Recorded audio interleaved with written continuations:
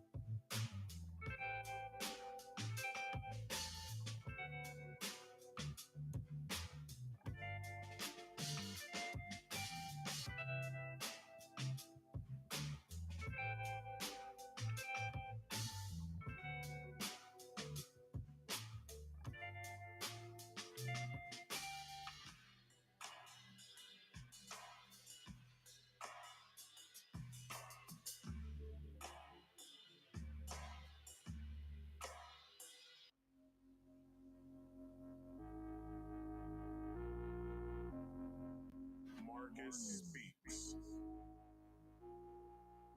What's going on, everybody? Welcome to another episode of Marcus Speaks Live, the very podcast that gives you trending topics and other random things. I'm your host, Marcus. Man, we got a lot to talk about today. I don't even know if I'll be able to get through my full show. Nonetheless, you know what I'm saying? Like, with the random topics portion, we might get to it, we may not. I don't know yet. So, with that being said, let me take a drink and then I will get right back here. Hold on. All right, people. How y'all doing? Welcome to Marcus Speaks Live. If you could, please like this video, share this video. comment in the live chat, and please, please, please subscribe. If you are new here, if I didn't say share this to your social medias and best friends and your family. Don't be shy, write something in the live chat if you could. Once you have subscribed to Marcus Speaks here on YouTube, I'd like if you go to the link, the Rumble link that is in the description box. Hit the Rumble link. If you don't have Rumble downloaded, download Rumble, and then come back here, hit the Rumble link, and follow me over on Rumble. All right. Like I said, the links in the description box below as well. Before I stop doing the promo, the scrolling ticker down at the bottom of the screen, that's for you. Have at it. Excuse me. Every Friday I do this here podcast called Marcus Speaks Live. You can catch me at 8 p.m. Eastern Standard Time every Friday, people. And then my Saturday stream is on hiatus until further notice. I have no idea when I'll be back on Saturdays. Gotta see when some games come out. Don't know when games come out until I go and look for them. So once I have that information, I will make sure that I will let you guys know in the community section of my YouTube channel. All right. If you would like to come talk to me, you can. There is a link pinned in the live chat. All right. The number, people, with the number, I'm still working out how I'm gonna do the number. So the number, you can use it, but I'll probably just have to do it from my phone. Talk to you guys from my phone. I don't know how that'll work when it comes to the audience hearing both of us, but I'll see what I can do with that. So please, if you could, just use the link in the live chat if you could. And the way that you do that is, the number is 302-283-9791 if you guys want to use that. Like I said, I'll figure that out. But when using those comes with rules. Rule number one is you must be on camera at all times. That means here on the backstage, and if you want to be shown to the viewing audience. Along with that, if you don't want to be on camera to the audience, that is fine. You still have to follow rule number one. There is a question back here that I would like for you guys to answer. Please read over what's in the private chat at the top. Put your name in your answer, and I'll further accommodate you from there.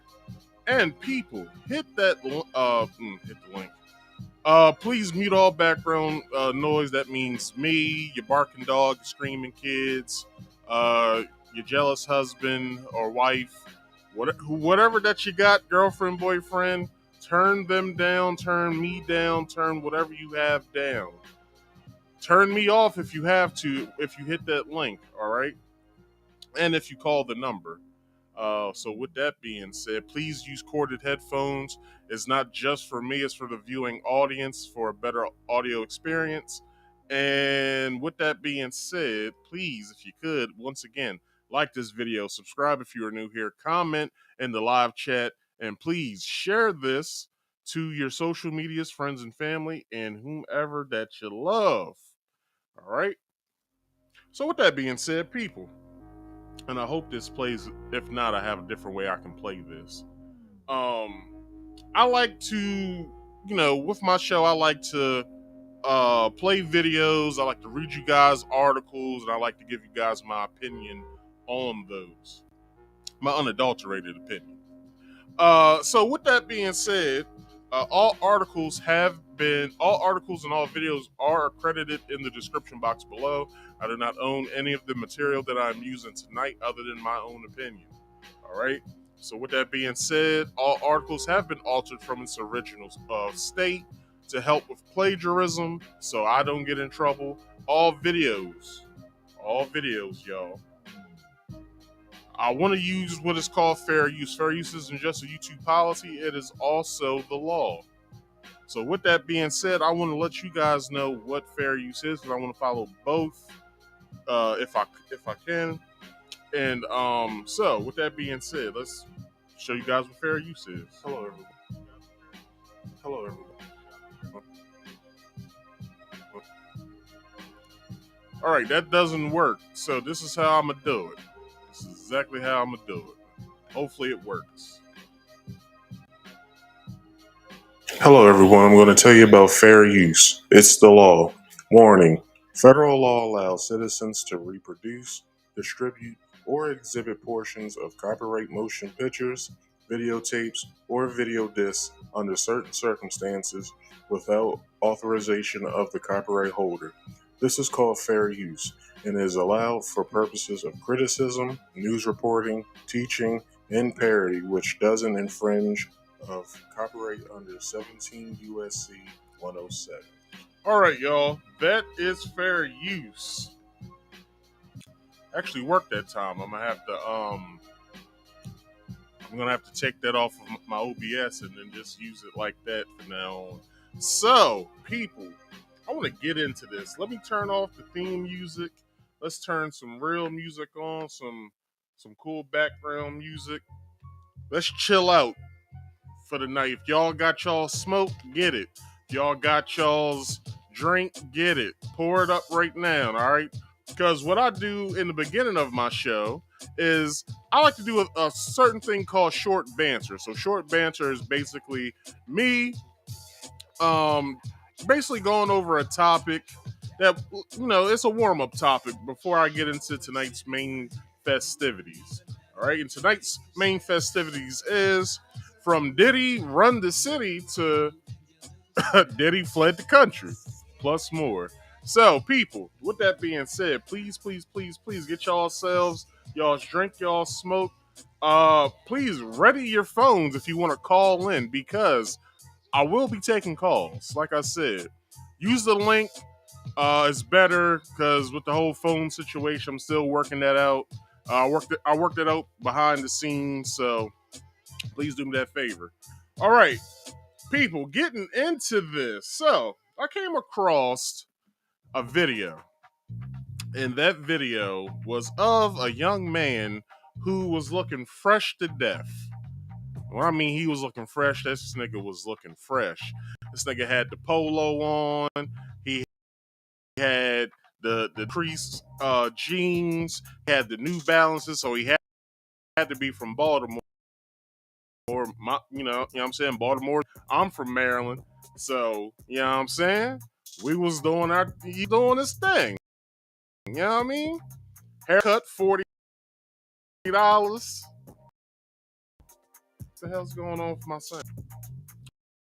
Anyway, haircut $40, $100, jeans $25 to $30, New Balances $90. What the hell's going on with my damn sound?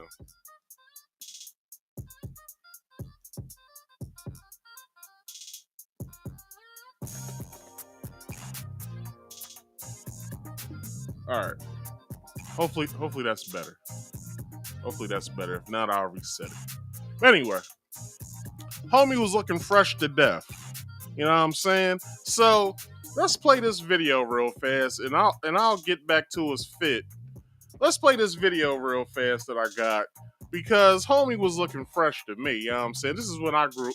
You know what I'm saying? He's wearing, what I was wearing when I was a teenager. So let's see what's up with him. I ain't fresh. I ain't fresh. Why did the entire internet rally behind the person in the blue shirt? And what caused I Ain't Fresh to go viral? You're not fresh. At all. No, sir. This event reportedly occurred at What Burger. Women off camera referred to the man as not fresh.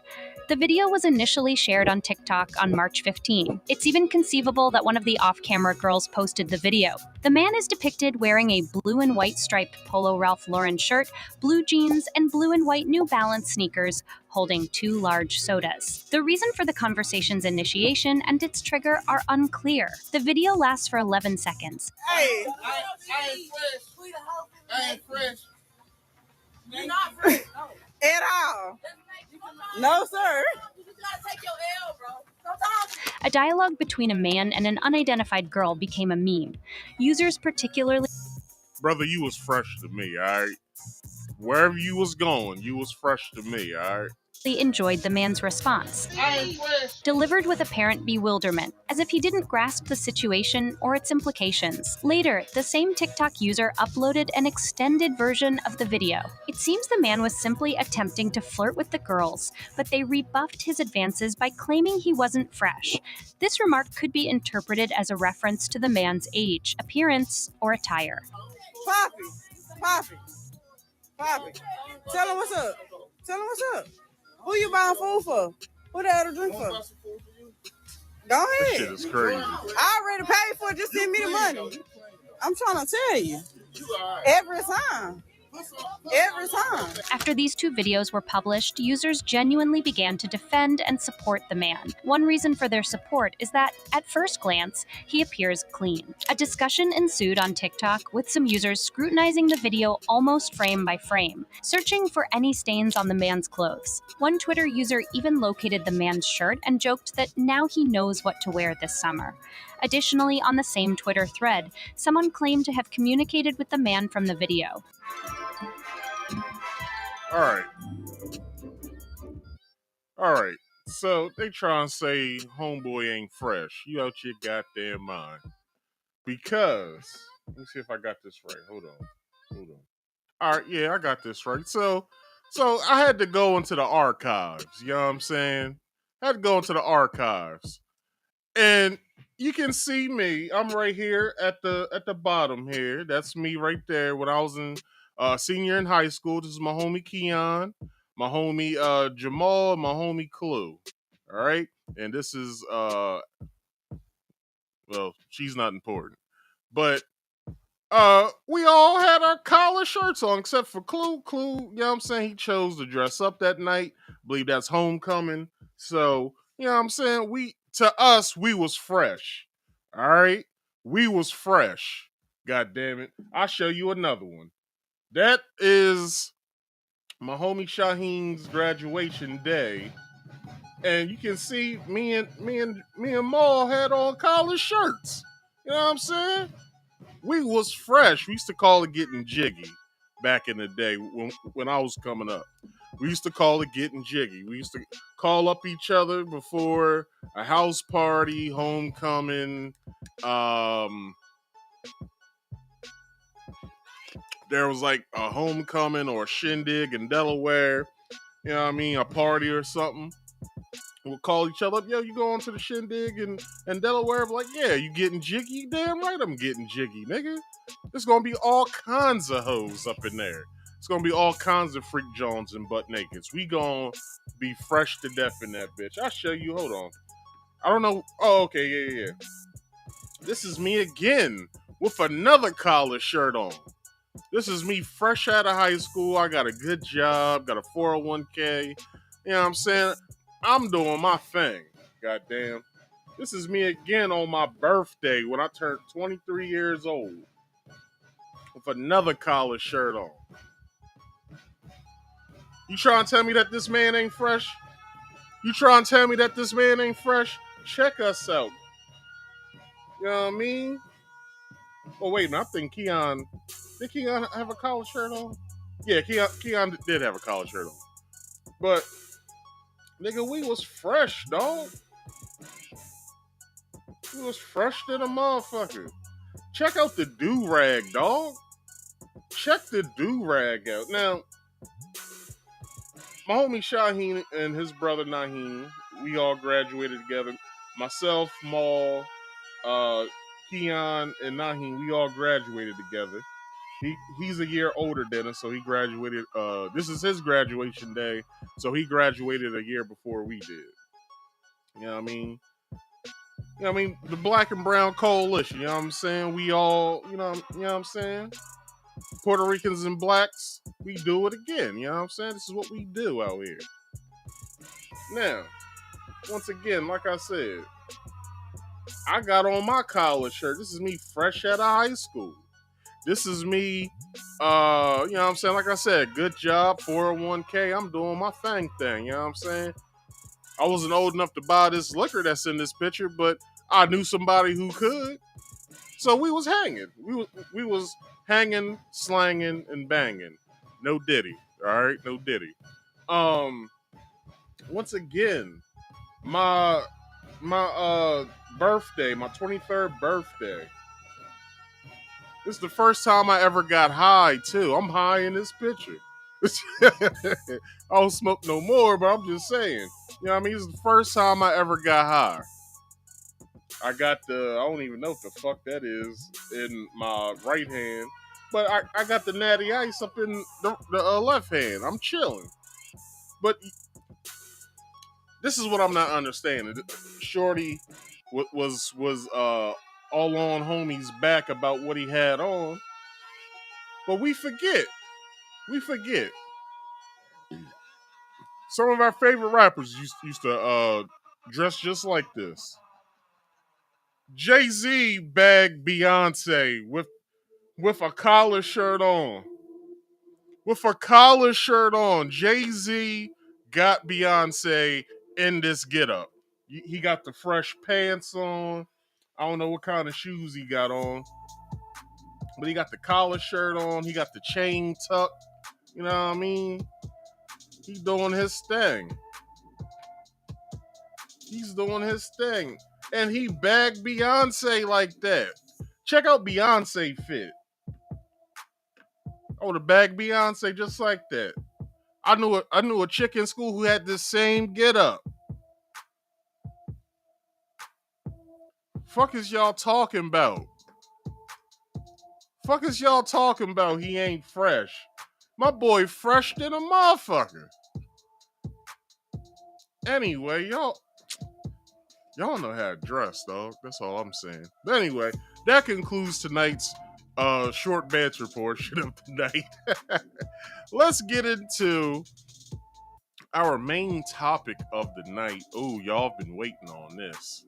So, tonight's main topic of the week overview is the diddler is on the run.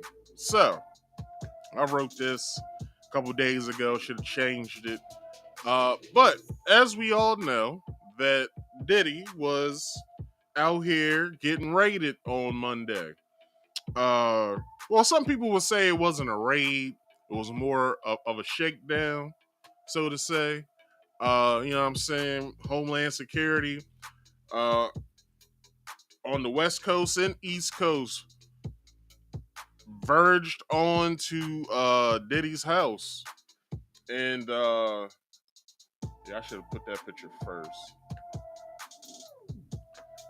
You know what I mean? They was out here verging on Diddy's house. Now, let's check out they artillery. Because they had some heavy weapons. So they had a tanker truck. They had looked like AR-15s. They masked up. You know what I mean? They armored up. They ready to get Diddy. They ready. They coming in locked and loaded, hunting this nigga down. They ready. They ready for any fuck shit that's about to happen up in this house. So it was quite the scene that day. Now, this is what I will say. When Fox News and MSNBC, CNN, who else was talking about this? Everybody online, such as your Shade Rooms and Hollywood Unlocked and Tasha K and, you know what I'm saying, Neek at Night, shout out to Neek. Who else? Did I say the Shade Room already? You had Say Cheese was talking about this. Everybody was talking about this online. And not only that, your local news was talking about this. Now, I found that to be a little odd that the local news was talking about this. Now, we got to remember that very same day, but it was in the wee hours of the morning. A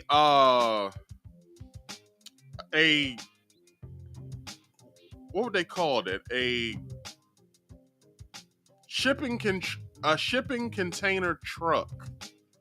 I mean, a boat. I'm sorry, a shipping container boat was coming out of Baltimore, and somehow or another, the boat lost power twice to where it kept in perpetual motion, and it hit one of the main structures, and it just collapsed the entire bridge. To where now going into Baltimore is a little bit of a hassle because, you know what I mean, you gotta take alternate routes, and the city had to come out. They had to pin this stuff up. You know what I'm saying? Like, you can't take that route no more because the bridge is gone. And probably around 2 o'clock or so, like around 11 o'clock or so, that afternoon, or I guess that would be afternoon maybe, or noon time, Diddy was getting raided by Homeland Security. Not FBI, not CIA, Homeland Security. And I thought that was a little odd. I was like, why is Homeland Security raiding Diddy's home? Like, the shit's crazy. So only thing I gotta say to that is let's get into today's article. So today's article comes from Rolling Stone, and the title of today's article is Sean Combs' Homes Raided. So let's get into this video that describes what was going on, and then we'll get into the article to see what else is entailed. Homeland Security agents converging on the home of Sean Diddy Combs. Now, officials confirm the raid is tied to a sex trafficking investigation. We have live team coverage. Gina Silva has a closer look at one lawsuit. There's allegations of sexual assault and drugging of underage girls. We begin, though, with Chelsea Edwards live from Holmby Hills with more on what investigators were looking for tonight. Chelsea. Christine, one of the many burning questions today is, where is he? Where was Sean Diddy Combs while these raids were being carried out at his residences? Now, there is video out there allegedly showing. I'll tell you where he was. He was creating a diversion, because if we all wasn't paying attention, Diddy, well, not Diddy himself, but Diddy's private jet had chartered a trip to, what was it Barbosa or something like that? It was some Caribbean island. He went to some the plane went to some Caribbean island. Now, some people will say, well, Marcus, you know what I mean? Like, I understand that the plane was going there, but he wasn't in it. Maybe he had lent his plane out. Possibility. It's a possibility that, you know, he allowed somebody to take a trip on his private plane or his private jet, and, you know what I'm saying, everything from there was you know what I'm saying, was copacetic after that. But people was wondering, why is his plane in the air, and where's Diddy at this point? Well, I was told that Diddy was at another home that he owns in Miami. And he doesn't know what the hell was going on. I believe he has another home in Miami. He was somewhere in Miami. And not only that, while he was over here on the East Coast, all of his children was on the West Coast at his other home.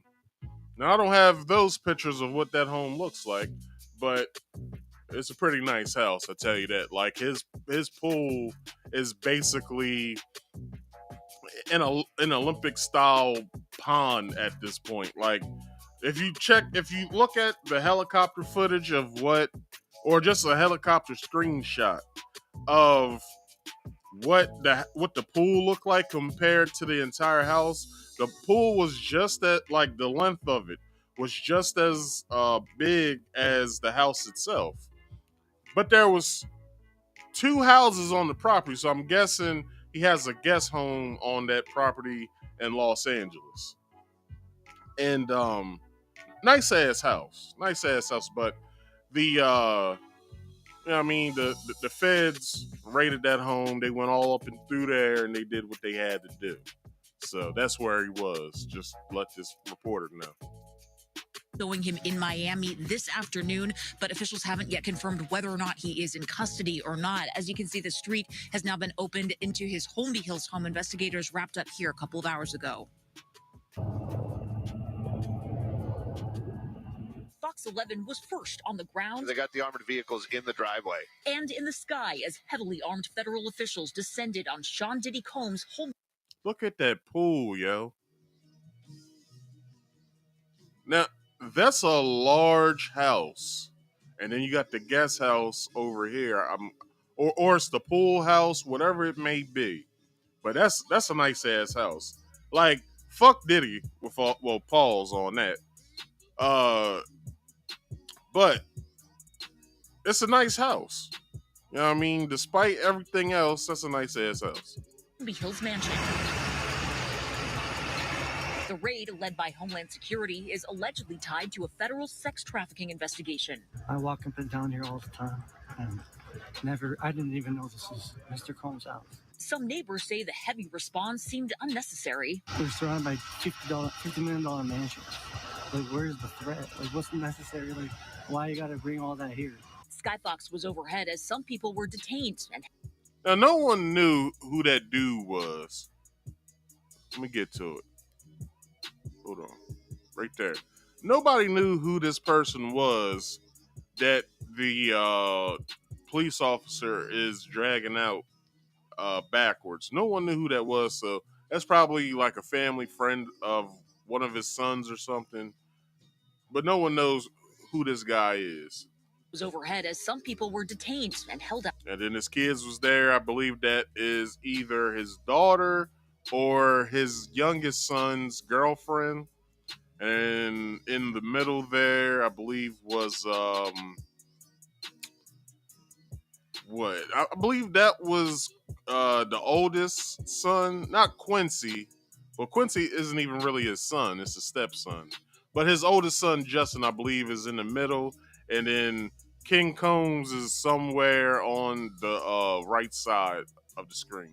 Outside. It's still not clear where the rap mogul was at the time of the raids. His Miami home was also stormed in a similar fashion. There's an awful lot that's not clear, except Sean Diddy Combs had an awful lot of armed people invading his house in Los Angeles and Miami this afternoon. That could partially be for show. It could partially be a statement. Variety's executive music editor Jem Aswad has been covering Diddy's legal woes for years, including multiple separate sexual assault allegations. There have been rumors like this for years, for decades, about this kind of behavior from him.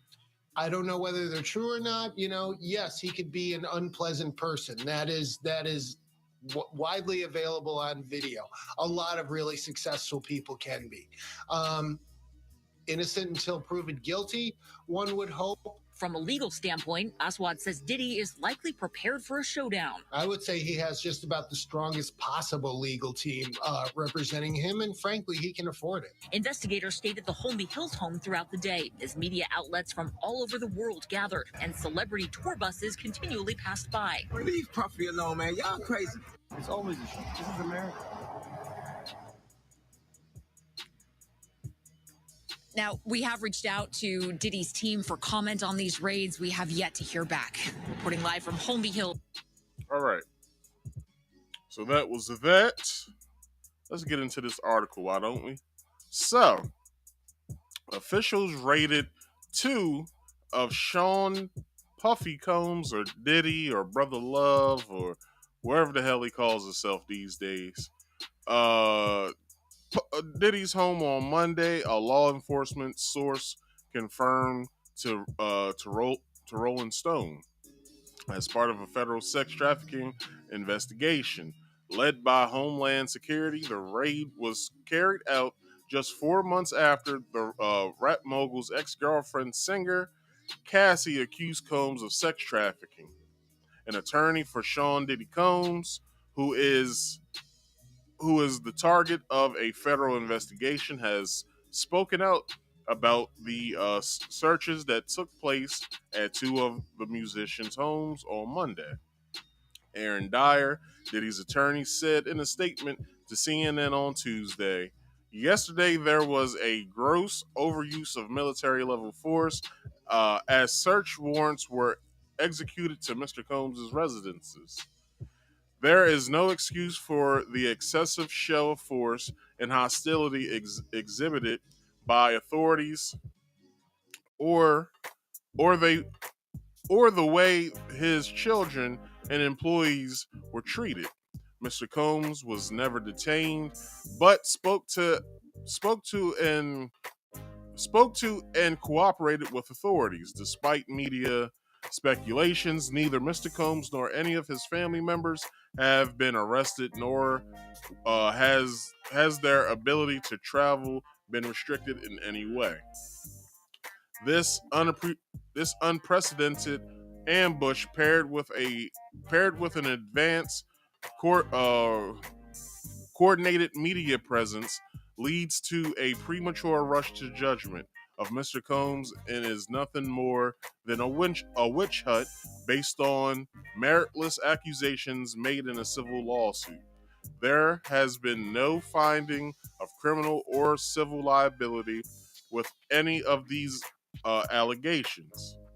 Mr. Combs is innocent and will continue to fight every single day to clear his name." But let's look at it like this.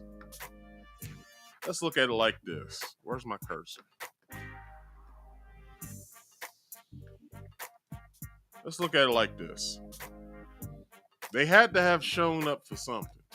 The feds don't show up at your house just because you allegedly have a sex trafficking ring going on in your house. It never happens. If the feds are on you, they already been doing the investigation on you. So, with that being said, the feds was leaving out of the place with cell phones, laptops, iPads, tablets, you know what I'm saying, hard drives. They took the security cam box. They took that because the feds need concrete evidence, which they probably already have. They just need to corroborate their evidence before giving him a subpoena to show up to federal court to make sure that he is innocent.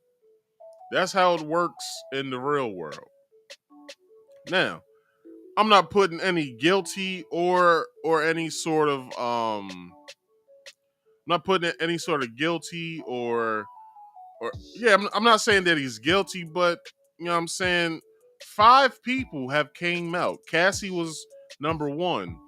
Then there were 2 other females that came out, and then another female came out, which was the 4th lawsuit that said she was 17 when she met both Sean and or I should say Diddy and his president of Bad Boy Records, Harv Pierre.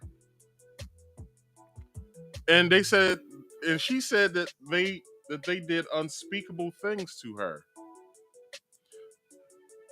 Hey, I don't know if that's true or not. We can only see if anything comes out of it. Now, I don't know the status of that young lady, but the 5th one comes out that has been revised. I got that documentation, but it's basically the same things. They just took, I think, like 2 people out of it, or they took Motown records out of it. I believe they did. And that's it. And it's just a revised lawsuit. Plus, it gives like more information. Oh, this is what they did to it. They took Motown records out of it, but I believe they put Cuba Gooding Jr. in there as a defendant. So Cuba Gooding Jr. is on the chopping block right now as well, but he just lost the lawsuit not too long ago. So it's like, him finding himself in court. He ain't really been working all that much, so it's like, where's he getting his money from? Anyway. Let me see. Where am I?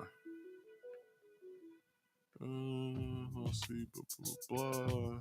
Okay, helicopters and agents were seen swarming Combs's Los Angeles mansion on Monday afternoon. Cassie has addressed Diddy's recent troubles with the law in a new statement released shortly after federal agents raided his homes in Miami and Los Angeles.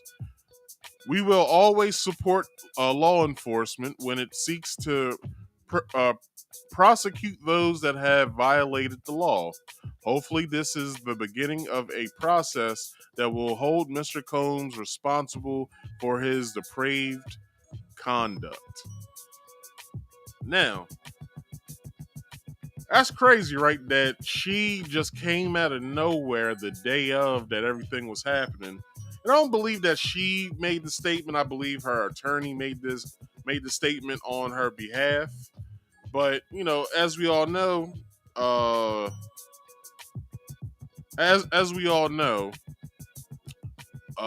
Cassie submitted her lawsuit. It became public record. The document came out Thursday of November something, and then right after that, not even 12 hours later, Diddy settled with her out of court with an undisclosed amount of money, and she had to sign an NDA stating that she wouldn't talk about this anymore or anything that was in her documentation of her lawsuit. But Cassie came out, made a statement, and basically said that she hopes all of this comes to light. And I believe some of it has, because feds show up at your house, people calling you the hip hop Epstein, and you haven't really been saying much other than taking certain photos. It's one photo of him where he has sage and he's burning it. It's like, sage ain't even gonna help you with this, dog. Like, you can try all the voodoo and hoodoo that you want, but voodoo isn't used for that, or voodoo, as it's originally called. Even that can't even help you right now because it's not used for that. So, I guess you're in what we call a lot of fuck shit right now, Diddy. All right. So, footage of the scene appeared to show some men later identified as Combs' sons, Justin and King Combs, detained and waiting outside the Homely Hills home. Officials were also present at Combs' Miami residence.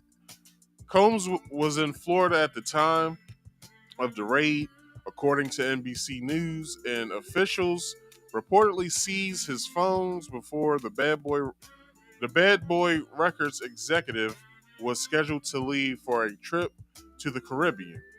Now, they're saying that this trip to the Caribbean was for spring break with his daughters. I don't know if it's the twin girls or if it's his oldest daughter, but he said the rumor mill is that he had plans already to go to the Caribbean for spring for him and his daughters. Like I said, it was either his oldest daughter or both, or all three of his daughters, or whatever.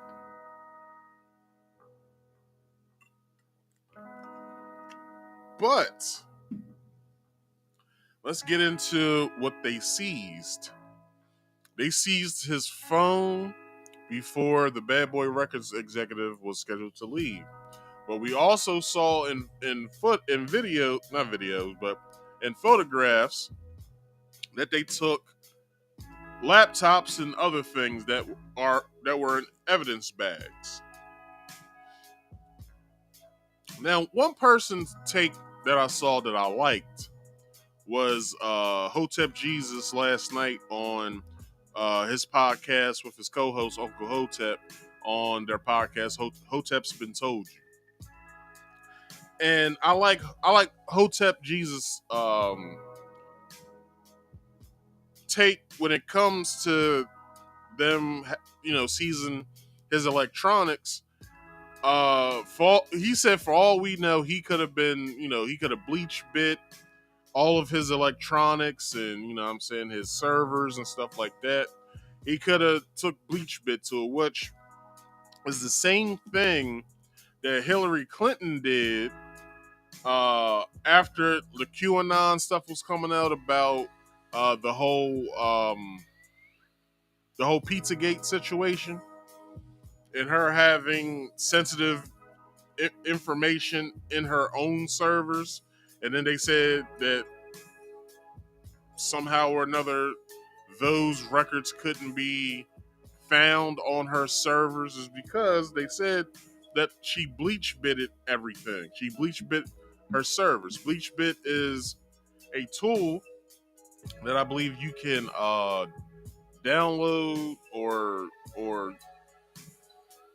it's a it comes in like a USB, and then you just hook it up to either a computer or a server or whatever, and then it just goes to work. It just destroys and deletes everything to where it's a clean slate. It wipes it a clean slate. It's not like a doomsday. What do they call it? A doomsday. I forgot what it's called, but it's a USB you can buy that basically, once you hook it up to your computer, it just destroys the entire computer, the motherboard, everything. It can't be used anymore. I'm not talking about that. It's not one of those. BleachBit basically just wipes files and documents and all kinds of other things off of your computer. It deletes emails, all kinds of stuff. So, what I'm saying, if y'all got some stuff on y'all's computer that you don't want on there anymore, and you want to go to a factory reset, because even if you do a factory reset on your computer, some of those files are still stored on your computer. So just know, if you want a full clean slate on your computer, buy BleachBit. And that's what Diddy probably did. He probably called somebody, maybe someone that's on his IT team, or called an IT company up and was like, hey,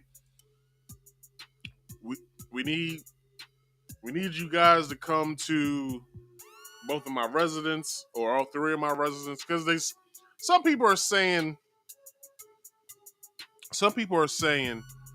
that not only his Los Angeles and Miami homes were being raided, also his penthouse in New York was being raided, but there's no word on that, so I don't know if that's true or not, but I'll take it with a grain of salt. Maybe they did raid his place in New York. Who knows? It's a possibility. All right, moving on. Let's see. Where are we at? Blah. A source tells Rolling Stone for 4 Jane Does and 1 John Doe allegedly set for interviews with Southern District of New York investigators, of which that's like the most prestigious a prosecuting office or state prosecuting office that we have in this country. They said New York City or New York investigators for a probe related to alleged sex trafficking, domestic violence, and racketeering, aka the RICO Act. More interviews are scheduled, the source said. This is them building their case against Diddy, just in case y'all need to know.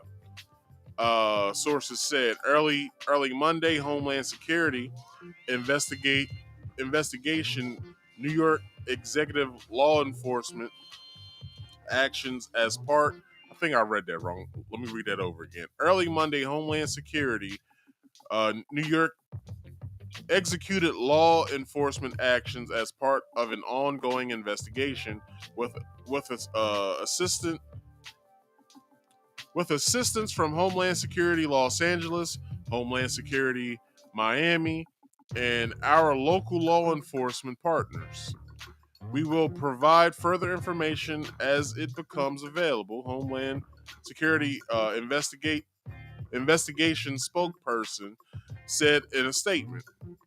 Rolling Stone had contacted Combs for comment. Diddy's alleged mule. Hold on. Before we get into that, they contacted Diddy for comment, but Diddy has nothing to contact anybody on. They took his cell phone along with other cell phones and along with other electronics in both houses or all three houses or however you want to look at it. So we don't know if those we don't know if he has a cell phone right now, if he can get in contact with anybody. All we know is that Diddy wasn't apprehended, his kids were only detained, his staff was only detained. But there's one person that did get arrested that day. It's someone that's very close to Diddy. So Diddy's alleged mule, as described in a recent lawsuit, was arrested Monday while federal law enforcement agents stopped Diddy and his crew.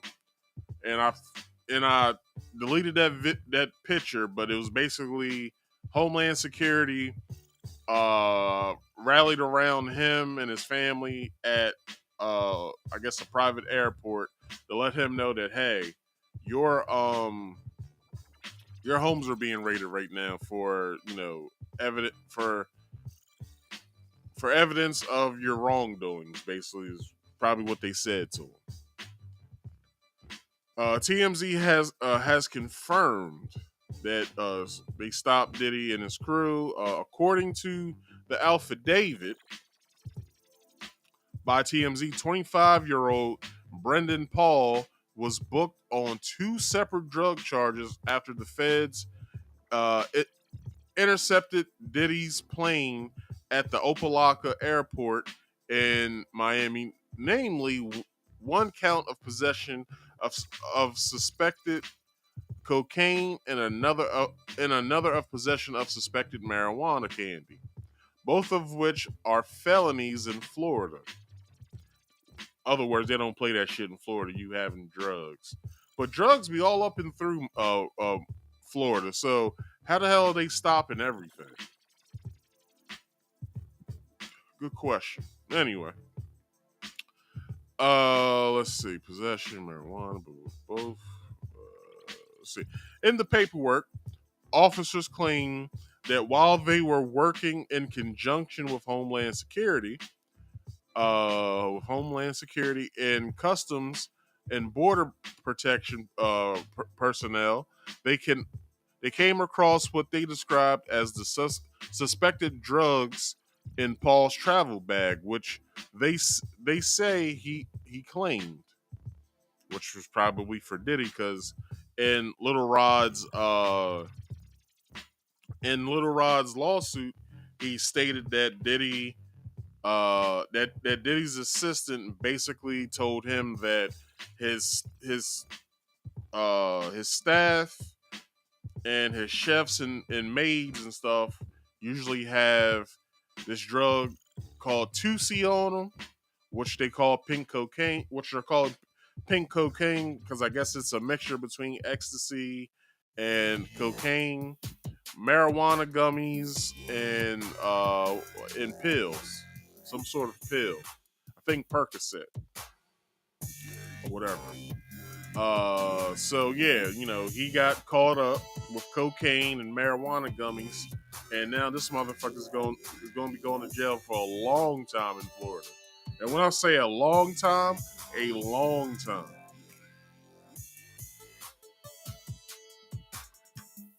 This thing ain't gonna see the light of day until he reaches probably 60 years old.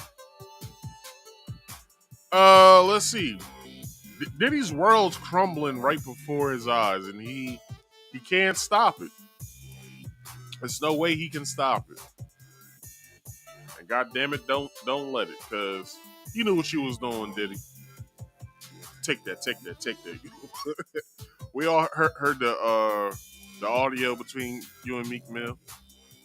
Ugh. Oh my gosh. Bruh.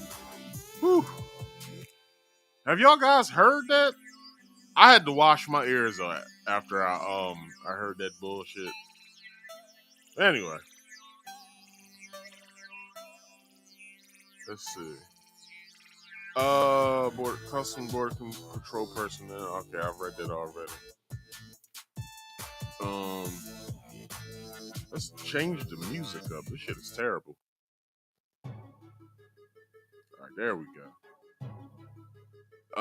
Let's see. It says claiming was his. The cops go on to say that the suspected narcotics were tested and found to be legit, leading to Paul's arrest. He was booked into jail, but has since bailed out. Diddy probably bailed him out. Paul was named in Rodney Jones's explosive complaints against Diddy, which identified him as a close confidant. Hold on, I'm sorry, I said confidant.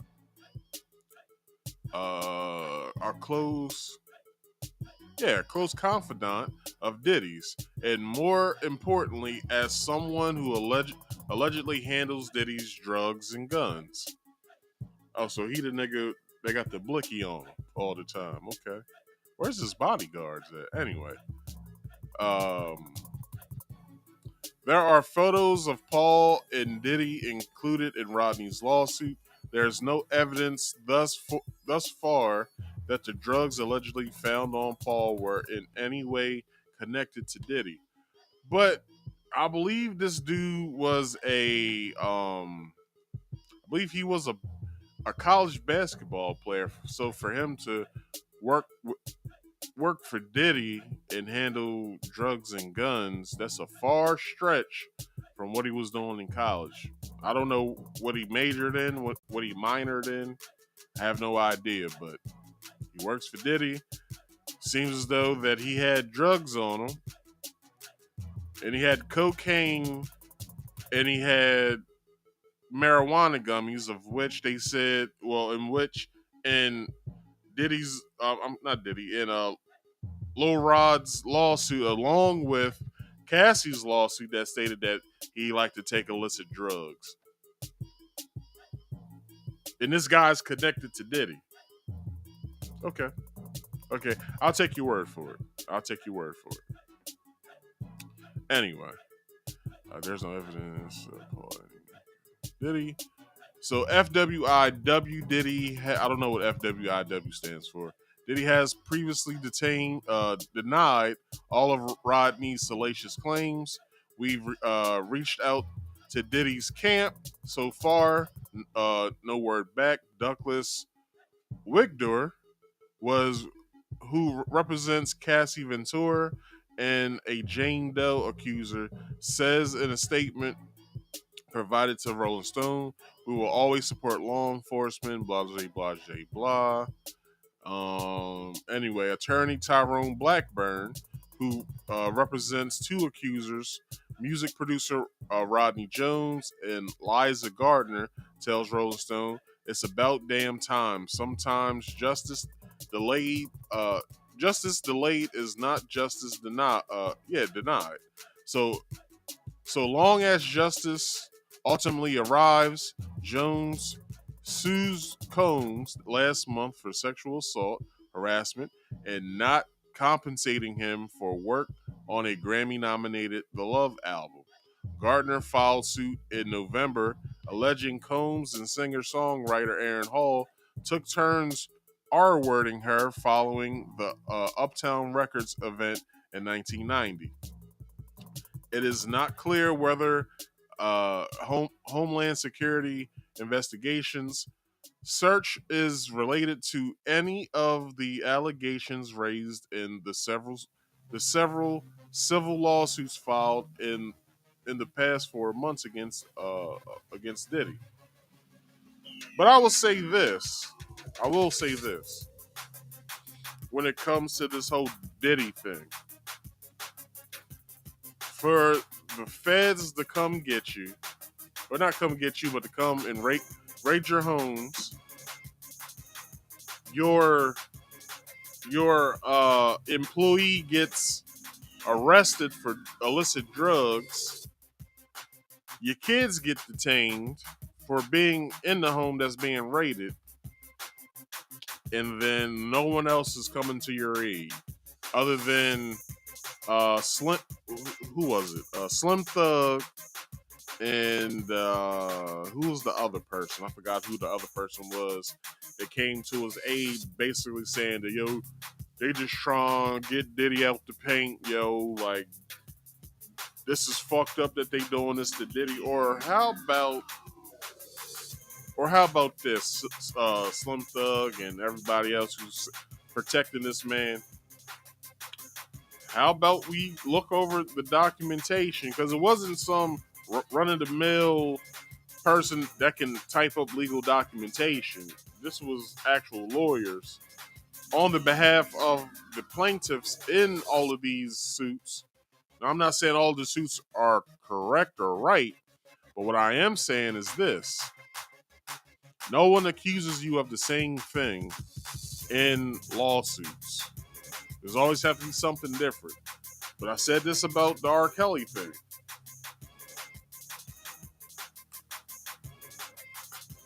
This is what I said about the R. Kelly thing. For every woman to come out and say that you met him at a mall, the security guard gave you their number, gave you R. Kelly's number, and then you go and see him that very same night, and you're only between 14 and 17. That's a little odd. He had to have approached some of them and they're like, hey, you know, I'm R. Kelly and shit. I sing beautiful songs to bitches.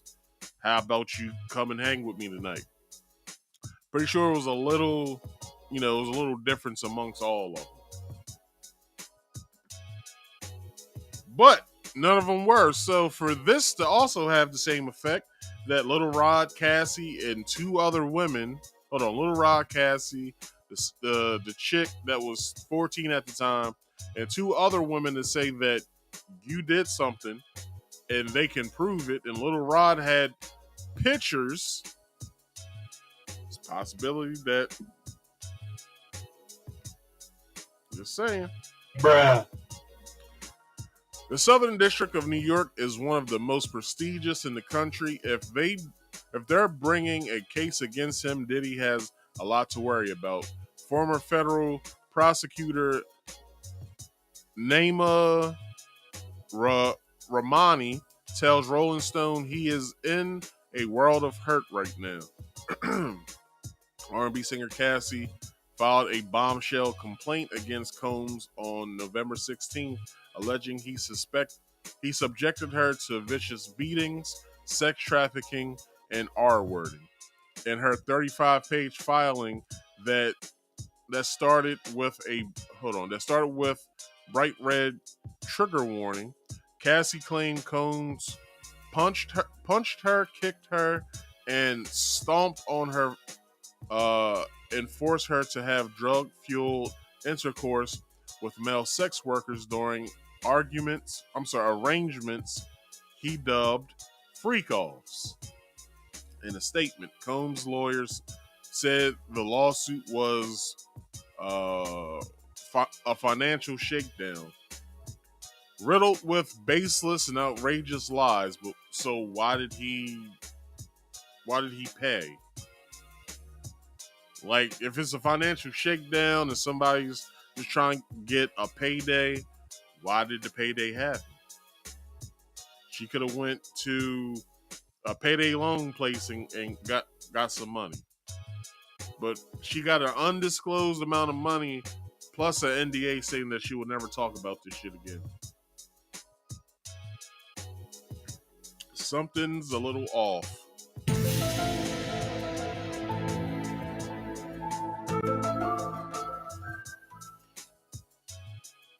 Just saying. All right.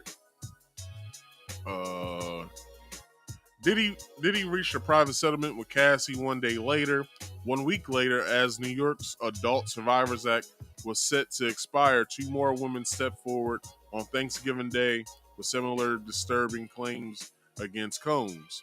The second accuser alleged Combs drugged and sexually assaulted her when she was a Syracuse University student in 1991. The woman claimed Combs filmed the incident and showed the video to others in an act of described as revenge porn. Through a rep, Combs denied the allegations. This last-minute lawsuit is an example of how in well-intentioned law can be turned on its head. Excuse me. This 32-year-old story is made up and not credible. Mr. Combs never assaulted her, and she implicates companies that did not exist. This is purely a money grab and nothing more. Well, we don't know that yet, the spokesperson said. The third lawsuit was from Gardner, who said in the suit she was 16 years old at the time. Was 16 years old at the time of the alleged assault. She further claimed that that day later, Combs turned irate and began assaulting and choking her until she almost passed out because she was worried she might divulge what happened. They said Diddy is a violent person. That's what Cassie said in her lawsuit. That's what Lil Rod said in his lawsuit. But there's been countless accounts of interviews that has been happening since forever. Well, not really forever, but since, let's say, like 2018, of people coming out talking about Diddy. Gene Dill being one of the people, basically stating that, yeah, Diddy did some shit. I was there. I saw everything. And that's it. That's all he said. So, excuse me. So, something had to have happened. Just saying. So, let's continue.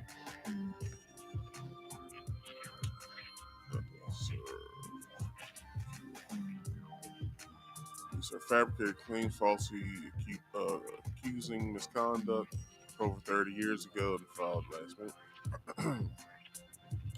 All right. This is nothing but a money grab.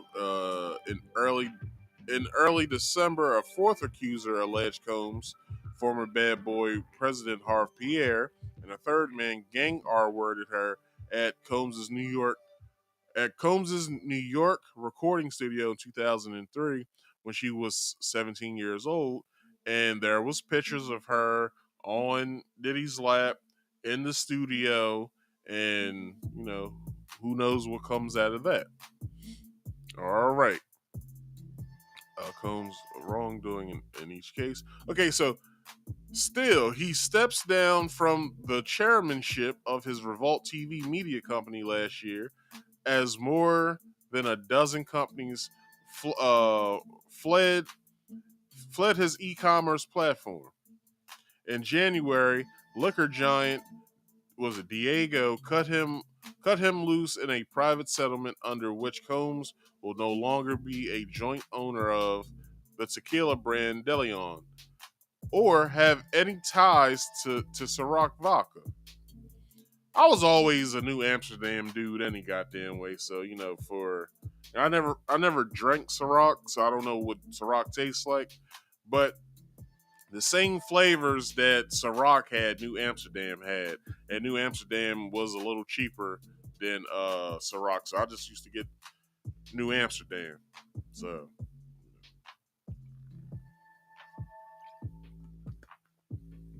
anyway, sources familiar with the deal tells us Diddy recently sold off all of his shares to an interest buyer for a undisclosed sum, but we're told the company remains black owned, upholding its original connection and dedication to furthering the culture. Womp womp. Hold on, where's that at? Where's the sad trombone? So, what companies do Diddy still have? Was it Bad Boy Entertainment?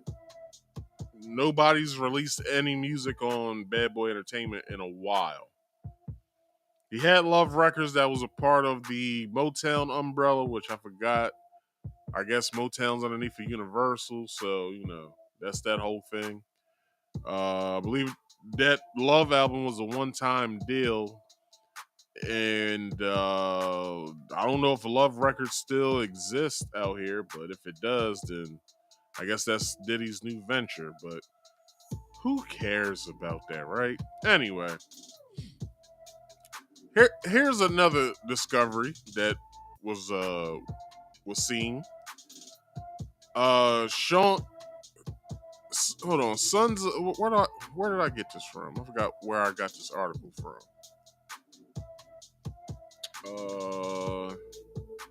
Anyway, I forgot where I got this article from. Anyway, but sons King Combs and Justin Combs leave his LA mansion after the raid, and this is what happened. Hold on.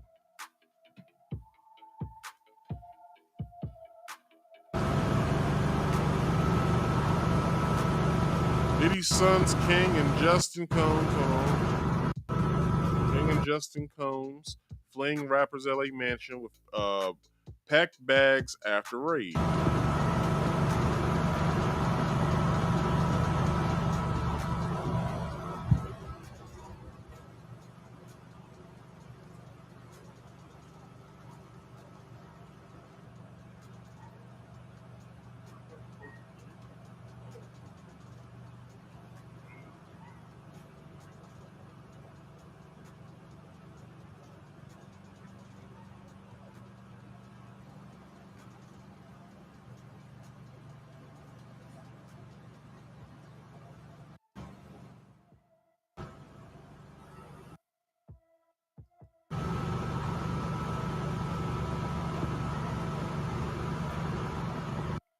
All right, that's basically it. But this is also what was going on. So they got photographs of Justin Combs and King Combs Combs' girlfriend, who knows what her name is. I believe that was the young lady that was being handcuffed. That was in the video before of this one. But they were shaking the spot. You know what I'm saying? The cover's blown. They had to go. So anyway, Diddy's two sons were hauled out of his LA home during a federal blah, blah, blah, blah, blah. Diddy's two sons were hauled out of his LA home during a federal raid. Came back to the property late at night, but they left very quickly thereafter with their stuff in tow. Justin and King Combs, who were seen on video in handcuffs as Homeland Security agents swept their father's Beverly Hills estate, ended up arriving and eventually hightailing it late Monday night. This after the feds had a good look around. Once the raid was over and the streets cleared, we were told the house relatively empty, but it wasn't until Justin pulled up to the property around 10:30 p.m. Pacific time that there was some movement, including what we're told appeared to be him gathering boxes and or luggage. Paps, who the fuck is Paps? Paps, who were stationed. Paparazzi. That's what that stands for. So paparazzi, who were stationed outside, recording the action from beyond the main gate, were told Justin eventually gathered his belongings and left, and that King arrived separately a couple of hours later. And he too appeared to gather his things and left. There were other people in the mix as Justin and King were coming and going, but unclear who they might have been. In any case, we're told nobody's been back to the property for now. As we reported, Justin and King were directly involved in Monday's raid in Los Angeles, with them being led out by federal agents and eventually thrown into handcuffs as Homeland Security swept through the home and poked around. Sources with direct knowledge tell us that nobody in Diddy's family were arrested Monday, and that goes for him as well. At this point, we're told his movements are unrestricted. The Combs boys didn't want to linger around and wait for any other surprises, so at this point, it seems they're what is that? Redevising? What is that? Hold up. I need help with the word. Hold on.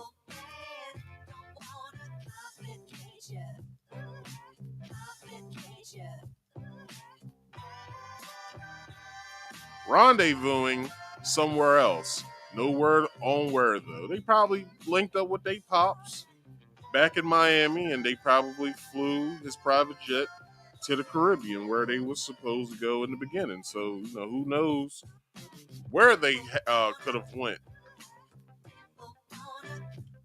But this post was put out today by somebody. I guess they got this from TMZ. So it's a picture of Diddy.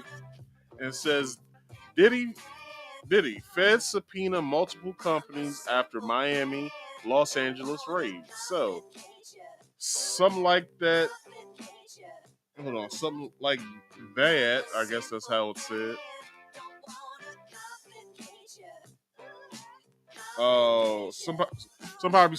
Somebody said, or I'm sorry, something like it. Hold on, how do you say this person's name? _ something like it hot. I guess that's how you'll say it. Woo child, this is the biggest takedown since the Cullens versus the Martyrs. Or was that Vault? I don't know. And Hogwarts versus Voldemort. I guess this is a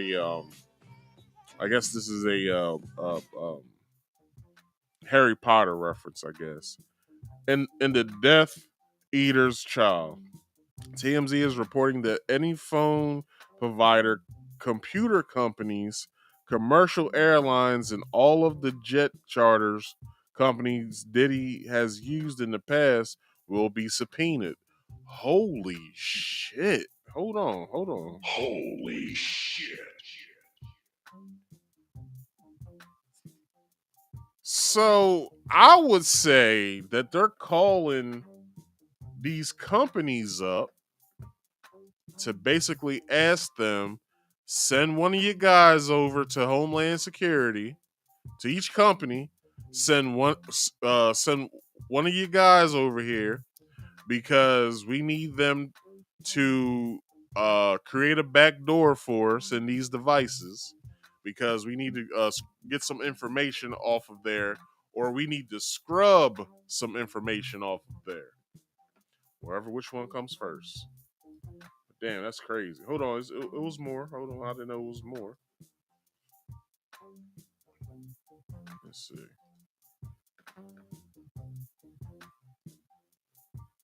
So the feds have officially started an investigation on all of the flight manifests to see who was on Diddy's charter jets and where each plane went.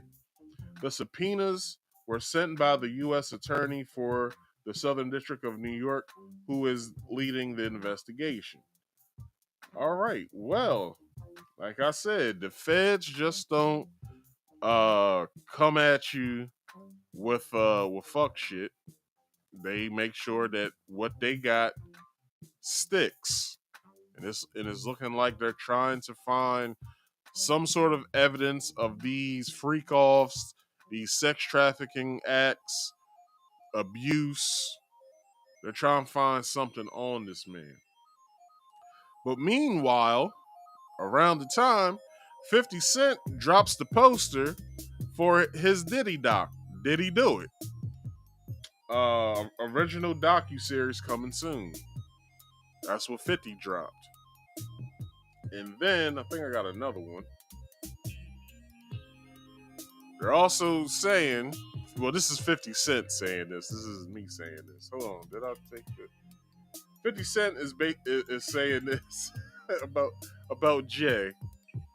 Basically put him on a carton of milk saying he's missing. And and 50 said, anybody seen Jay? LOL. Puff said the nigga ain't answered his phone. LOL. Then he gives his ads for his liquor brands. But man, like I've been saying a long time, after all of this has been going on, a lot of people are saying and a lot of people are speculating that Jay-Z is the next person to get his shit rated. Or found out that, it's been some wrongdoing and some shit. And he's been into freak offs and all that stuff. Because he's friends with Diddy, they're real close friends, tight-knit friends. So, he might have some information as well. But only time will tell. And we will only know once we get there. But people, that concludes tonight's main topic portion of the night. How about we get into some random topics? So these random topics that I have, they were from last week, and I didn't get to them because I was talking about the Nickelodeon doc and all of that. So before we go forward, so I covered the Nickelodeon doc last week, and someone told me at my job that sometime in April, they're supposed to drop another episode for that, and I'm guessing more people are going to come out and talk, or maybe they're going to have the people that they had on the docuseries along with other people to tell their story, like a reunion show or something like that. So hopefully it's something between the two, and whatever gets said on there, I'll make sure I bring it back here and talk about it. But let's get into the random topics of the week's overview. So the random topics of the week overview is doctor going to jail for baby decapitation. I hope you guys remember that story when I told it. And Planet Fitness gets backlash for siding with a trans member. So, all right, people, let's get into this. So, if you guys don't remember, I covered a story sometime last year. I can't remember when, but I covered a story sometime last year of a young couple that was expecting their first child together, and they were excited. They took countless pictures with each other. They took countless, while she was pregnant and stuff like that. They, the girl went to all of her doctor's appointments and they got the sonogram and they did everything that they had to do to bring this child into the world. Well, the doctor that they had, so the hospital that they went to, right? The doctor that delivered the baby didn't work. So the doctor didn't work for the hospital. They worked for whatever company that was inside the hospital. I think. Yes.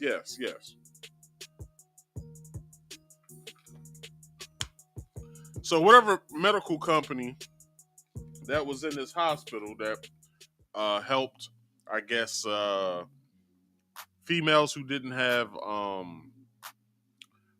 medical insurance or something like that, maybe they were like, it was like a clinic that operated inside of the hospital. So during the delivery of the baby, the doctor yanked so hard on this child's head, or neck, I mean, that the baby's head popped off. No bullshit. Check my video. I'll make sure I post it somewhere in here. So 1:30:49, I'll put it in. So the baby's head gets taken off, and the doctor acts as if nothing happens, puts the baby's head back on the body while they deliver the rest of the body. The doctor puts the head back on the baby, wraps the baby, swaddles the baby, and then gives the baby to the parents and walks out of the delivery room. How sick is that? And now we're here. So I get this story from AP News. Medical examiner rules death of baby during delivery a homicide. So I have video. You know I got video. So here's video of what's going on. All new tonight at 4. In the last couple of hours, we learned that a Fulton County judge ruled in favor of two parents in the case of a private autopsy of a decapitated baby posted on social media. The judge issued what's known as a default judgment against Atlanta autopsy doctor Jackson Gates and his business, Medical Diagnostic Choices. This came after they failed to respond to court deadlines in a civil lawsuit filed by the baby's parents, Jessica Ross and Travion Isaiah Taylor Sr. The parents allege the doctor intentionally inflicted emotional distress and invaded privacy after posting a video on social media of parts of the baby's autopsy. The judge said she will hold a bench trial to determine damages later. All right.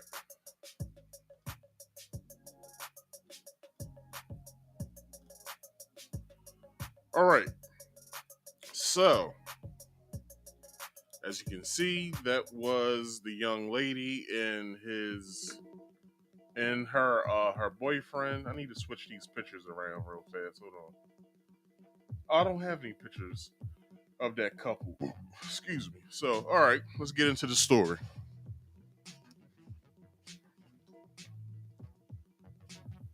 So, the death of a Georgia couple's baby that was decapitated during delivery has been classified by a medical examiner as a homicide.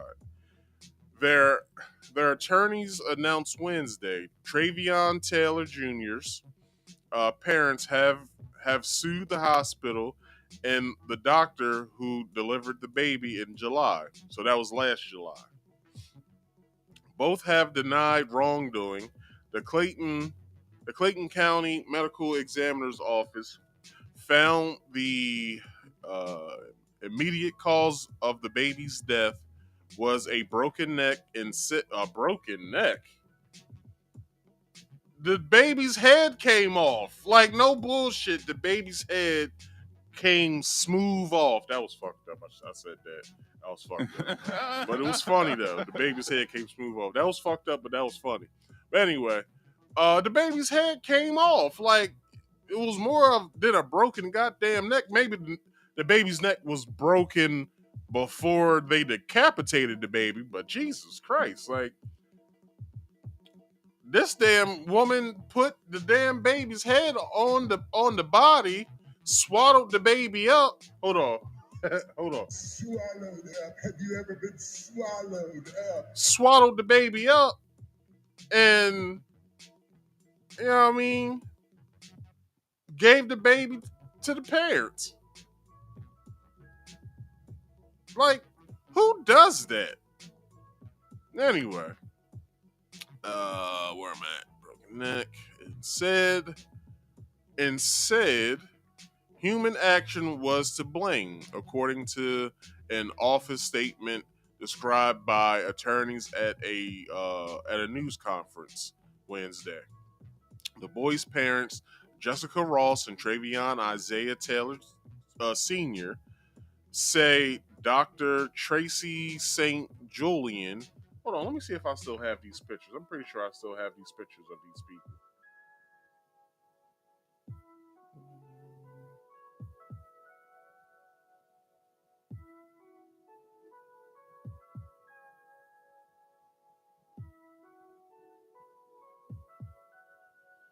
I don't have these pictures anymore, but I thought I did. But it's all right. The show must go on.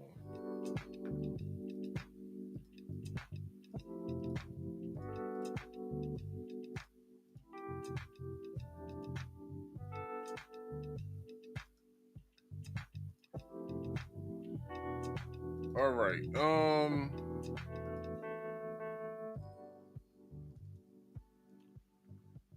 Where am I? Say Dr. Tracy St. Julian delayed a surgical procedure and failed to seek help quickly when the baby got stuck during the delivery. So let me stop there. So, okay, when I read this story back in, it was either late July, if not early August of last year. So, okay, so instead of delivering the baby through C-section, right? The doctor basically made the decision herself that not only will she deliver the baby, but the baby will be delivered naturally. So, as I said, instead of doing a C-section on Jessica, she opted in herself, was like, okay, well, I'll deliver the child naturally, and everything will be everything. So the baby's head gets stuck. So instead of her telling a nurse, hey, could you grab another doctor for me so he can help me with this procedure so we can get the baby out, because the baby has no more time. The baby can suffocate in the birth canal. So instead of her doing that, like, all right, get another doctor. Let's bring him in here and have him help us. This fool continues on. And she's just yanking and yanking and yanking and yanking and yanking until the baby's head comes off. So what the fuck? And she just sitting there like, holy shit, I got a baby's head in my hand. She basically, after the shit was done, she said, Fatality.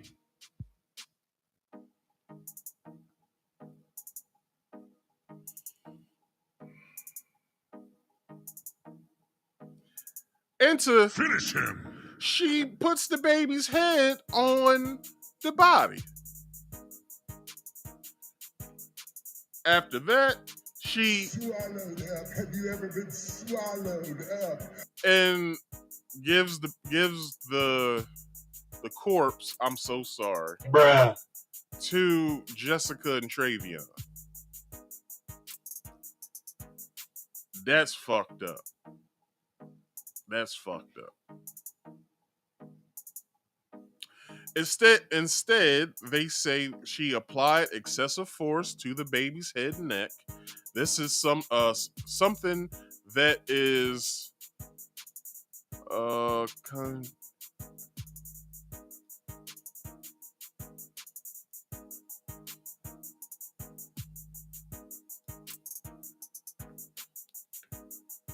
damn, what the fuck is that word again? Hold on.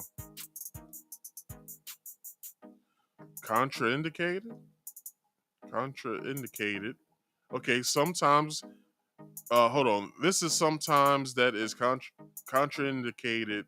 Their attorney, Roderick Edmond, black man, who is also a physician. Now that's what's up. That's what's up. He's not only an attorney, he's also a doctor.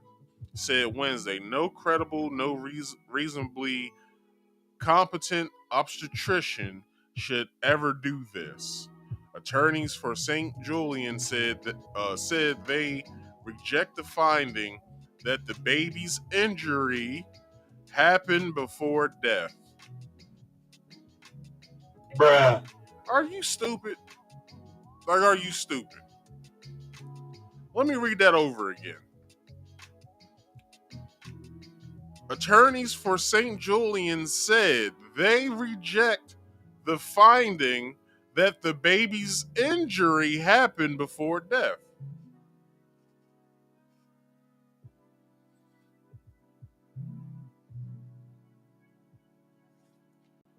The baby's head came off.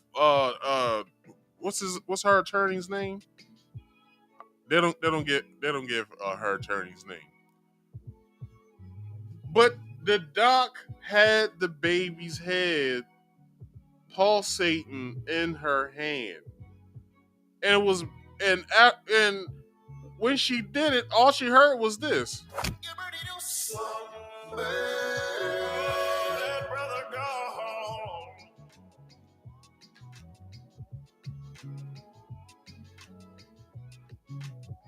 I don't get it. I don't get it.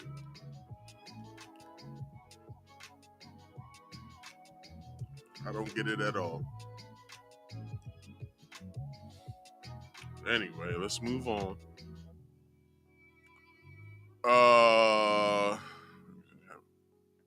Although tragic, that rare outcome has been reported in the medical literature and can happen in the absence of any wrongdoing by the physician, which is the case here, they said. One of the attorneys, Scott Bailey, said in a court filing in September that the doctor used every maneuver to reasonably maneuver a reasonable obstetrician would have employed to deliver the baby when its shoulder got trapped.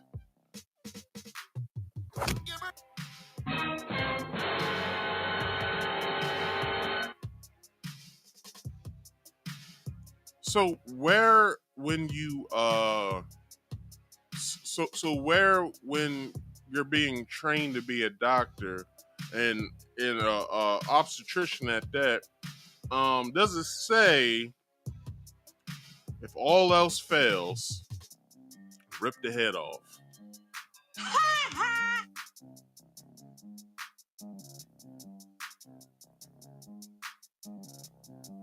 I've never heard that a day in my life.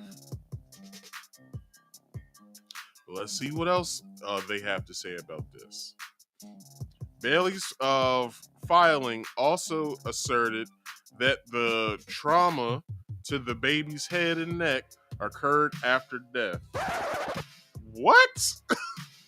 What? Of course it happened after death. The baby's head is in your hand. What is you talking about? Anyway.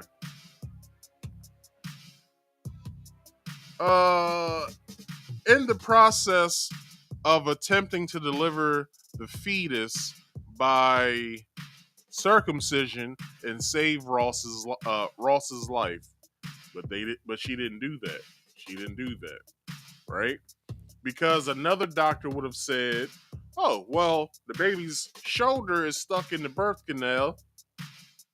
We have to do an emergency C-section." Jessica couldn't push any more than what she was. She was pushing and pushing and pushing to the point of the child's shoulder got stuck. And if you guys ever see like an animated video of a baby being delivered, like the baby, like, okay, baby's upside down in the womb and shit. So when the baby gets delivered, the baby is doing all kinds of like maneuvering of the pushing of the woman pushing, or the mother pushing the baby out. The head goes down. So when the head comes out of the birth canal, that's the reason why when you see babies' heads and it be like all coned up, it's because, baby's head's soft just for the delivery, and then those plates come intact afterwards.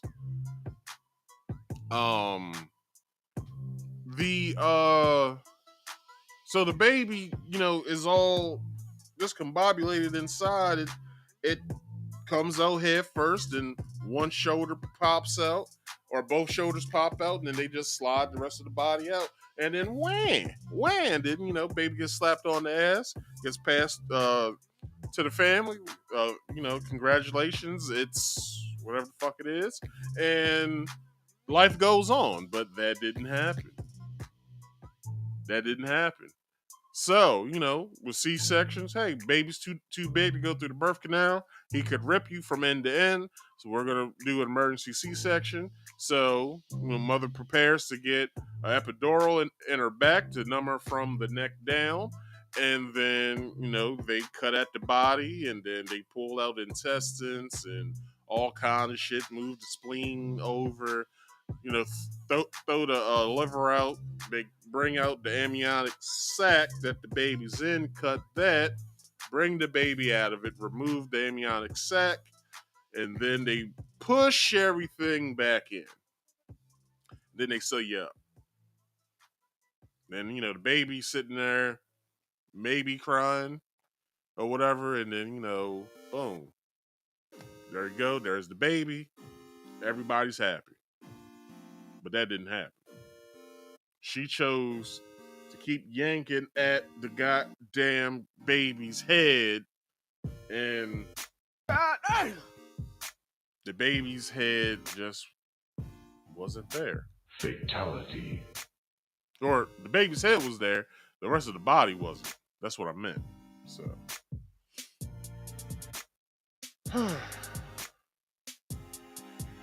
And then they give the baby to the couple, and she goes, "Surprise, motherfucker."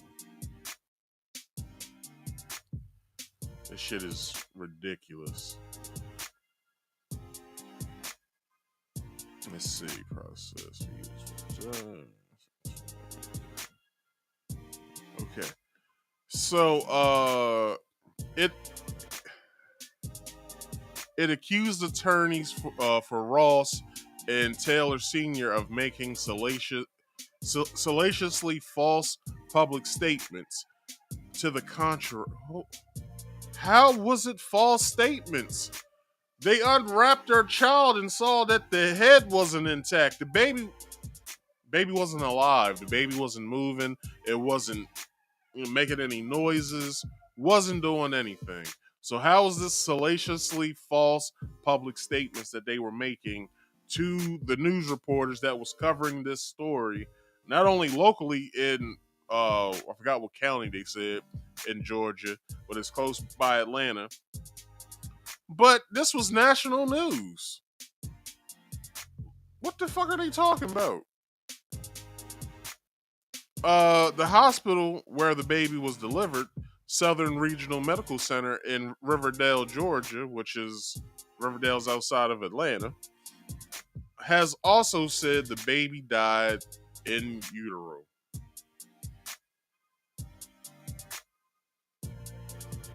Bruh. Oh, hell no.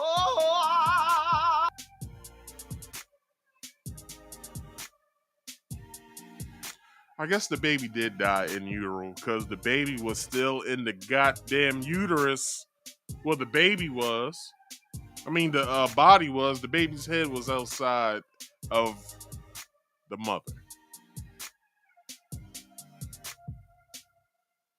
The fuck is wrong with these niggas, yo? The hospital denied any negligence in the court filing in November, and spokesperson Melinda Folks said she couldn't comment Wednesday because of the lawsuit. Clayton County Police were investigating with the possibility of referring the case to prosecutors, the medical examiner's office said in its January 6th news release. Clayton Police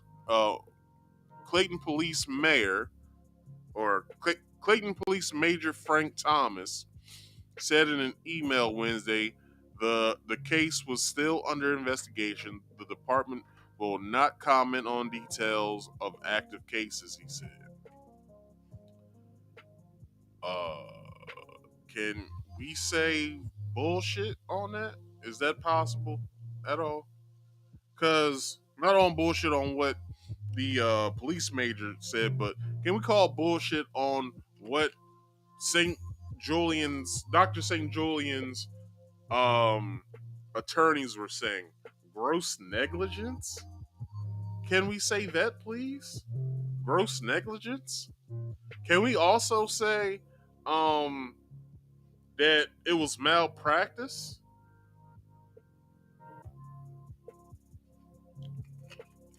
Because if there's more than one doctor on hand to deliver this child, why would she not call in the other doctor to help her with this delivery?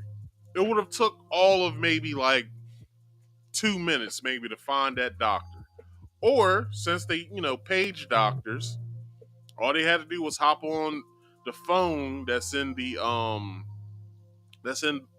delivery room and just go paging Dr. Clark or whoever the hell was on hand that night. Paging Dr. Clark, you're needed in room 47.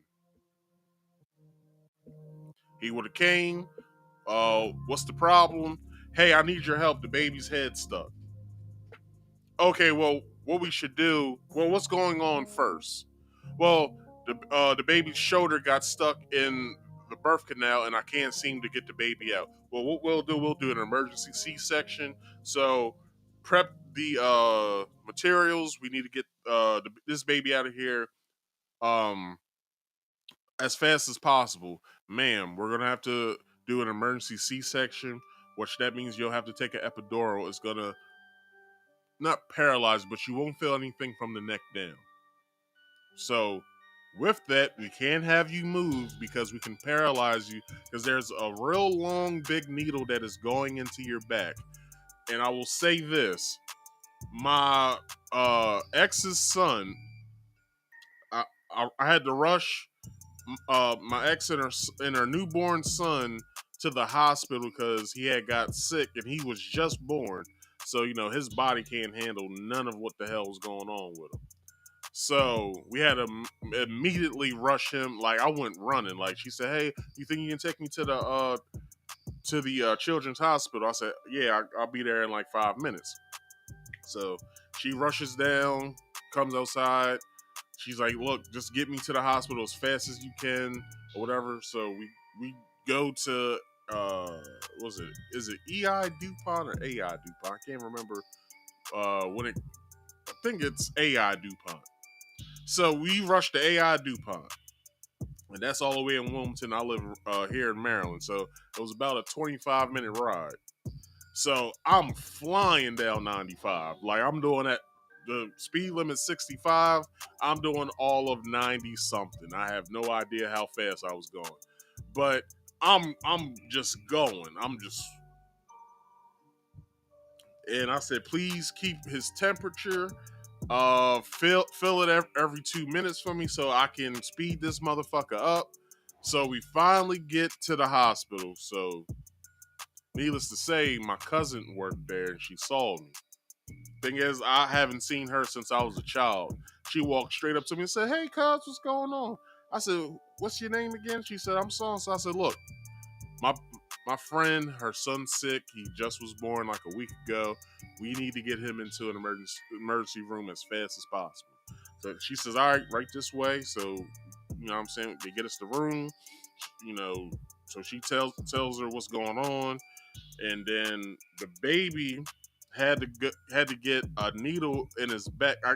I think they had to collect, damn, my nose is itching. They had to collect spinal fluid, I guess, to test to see what was up with him. So once they started that, I walked out of the room. I said, "I can't see that." And he cried his ass off. And, like, when you hear like a baby cry when they're in pain and it like hurts you, that shit hurt me to my soul. Anyway, so doctor will say, "We have to give you an epidural. You'll get, you'll be paralyzed if you move, so you have to be as still as possible. It's going to hurt, but it's going to help you." So instead of doing that, she said, "Well, I'll see if I can keep yanking at this baby's head to see if the shoulders pop out." In what world would that work? I'm pretty sure she's delivered several hundred to 1,000 plus babies in her stint of being a doctor. Pretty sure. Hundreds of thousands of babies. But at what point did you do that to those children? I'm not understanding. But anyway, off of that concludes the first random topics portion. Let's get into the last random topics. The last random topic of the night. Planet Fitness revokes membership after photographing a transgender shaving in woman's locker room. So this was buzzing last week for like a couple days, and then it lost its luster. And I think until this week, when I think it got trending again because people started protesting certain Planet Fitnesses, and this is what happened. Good morning at 8 degrees below zero in Fairbanks, Alaska. Day 2 of Planet Fitness saga. I came in Monday. There's a man in the women's locker room shaving. A little girl sitting in the corner. She could have been 12 years old. I don't know how old she was. In a towel. Kind of freaked out that there's a man shaving in her locker room. Well, I was offended. I took a picture of him and I asked him, "Why are you there? You're a man with a penis. Why are you in the women's locker room?" And he justified by saying, "I'm queer LGB." And I said, "You shouldn't be in the women's locker room." Well, I left. And as I said this morning, I got canceled. Planet Fitness is defending the man in the women's locker room, the man with the penis, rather than the child sitting in the corner with a towel wrapped around her. So people, I just want you to know This is weird. It's not good. It's rather disturbing. So I would like for you women to stand up and have a voice and stop the shenanigans. You have authority. Use your authority. I took that picture because I felt like I was in an unsafe space. And so I'm probably going to go report this to the police today, but I just want to tell Samantha and Joe that work there and own it, thank you so much for canceling my membership. You saved me the trip. Have a great day. Bye-bye. All right. So with her saying that, there's another video I'm going to play that actually shows the picture that she took in the locker room. So here we go. Good day. I just wanted to say I just came out of Planet Fitness, and there is a man shaving in a women's bathroom. I realize he wants... Oh, I got these two videos mixed up. So this one was supposed to go first, and then the second one was supposed to go... the first one was supposed to go second. Anyway, we're here. To be a woman, he gets to be a woman. I love him in Christ. He's a spiritual being having a human experience. He doesn't like his gender, so he... Amen on that. Wants to be a woman, but I'm not comfortable with him shaving in my bathroom. A man was shaving in a woman's Planet Fitness restroom with a 12-year-old girl present. When this woman spoke out about it, she had her membership revoked. What's going on in the world? A little girl sitting in the corner. She could have been 12 years old. I don't know how. All right, we heard that already. So let's get to it. I can take this down because the next video is on Twitter.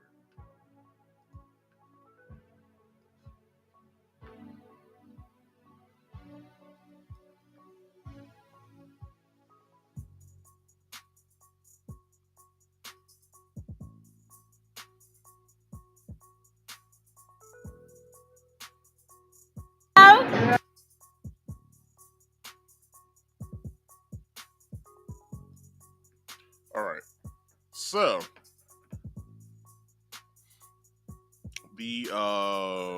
I got this article from the New York Post, and it states a Planet Fitness membership revoked after she took a photo.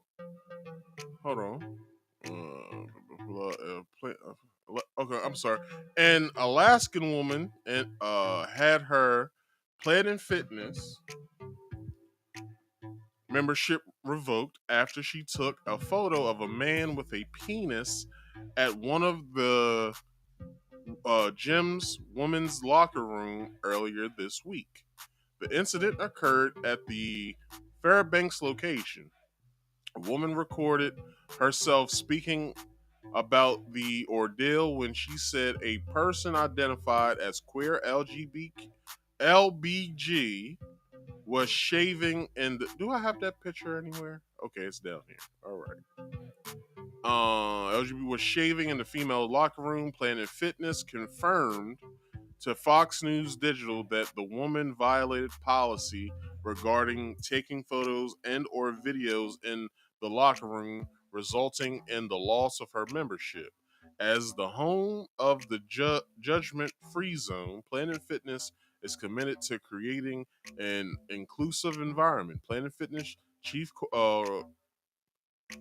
Corporate Affairs Officer McCall Gazalin said in a statement for Fox News Digital, "Our gender non-discrimination policy states that members and guests may use the gym facilities that best align with their sincere self-reported gender identity." And this is where we have an issue. Because clearly, and I'll show this picture now, because clearly we can see that this man is a man.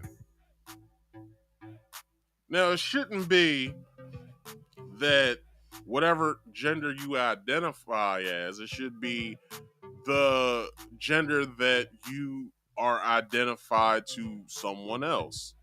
So you can say you're a woman all day, but if you look like a grown-ass man that is shaving his goddamn face in the woman's bathroom, then you shouldn't, your membership shouldn't only be revoked, and my membership is probably going to be revoked after this, but your membership probably should be revoked. Like, what the fuck, yo? Like, it was a 12-year-old girl sitting in the locker room as this man was doing this shit. This shit has to stop, yo. And I'm being dead ass serious. To all the transgenders out there, I have no issue with you. I have no qualms with you. It's when you do fuck shit like this. Or like this. We shouldn't be subjected to this fuck shit anymore. Look,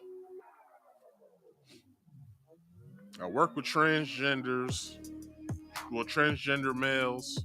Cool. I have no issues with them. They both use the men's bathroom. I have no issue with that. If they so happen to see dick, then they just so happen to see dick. I'm not trying to get in trouble because you're a woman in a man's bathroom where men pull their dicks out and piss. I have no issue with it. Because at the end of the day, you're a woman to me. You're not who you say you are. Now, identify as that all day. I have no issue with that. I have no issue with you. But when it starts becoming evident that you look the way that you look, and I can see that you look the way that you look, and I can see that you are a woman, you look more womanly than manly. Now, I've seen some manly looking females in my day that could basically say, yeah, you know, I'm a dude, and everyone would believe them. Hell, my gay cousin, my lesbian cousin, she looked like a dude. But at the end of the day, once you hear her voice, you know that it's a girl. So you're like, oh, okay, well, you know what I mean? I felt that she was something else than what she was, but she is who she is, right? But this craziness has to stop. Now, the lady says she called the police, of which she should have, because that can be considered pedophilic behavior right there. You're shaving. Looks like you possibly could have took a shower, which means you was naked in the bathroom with your twig and berries, you know what I mean, swanging in the woman's bathroom. The only thing that should be swinging in a woman's bathroom is her titties and if possible, because of certain reasons, a woman's labia.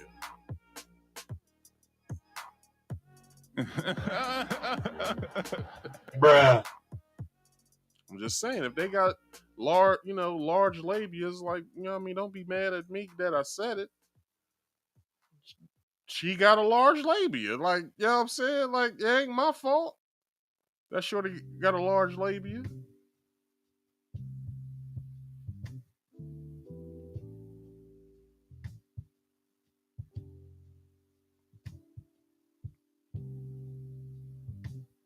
But it is funny, though. You know what I mean? But anyway, let's get back to this article real fast. I got some shit going on over here I shouldn't be doing. Anyway. Let's see. Our gender blah blah report the member who posted on social media violated our mobile device policy that prohibits taking photos of individuals in the locker room, which resulted in their membership being terminated. Was this the video? Was this what I was supposed to show? Yeah. Okay.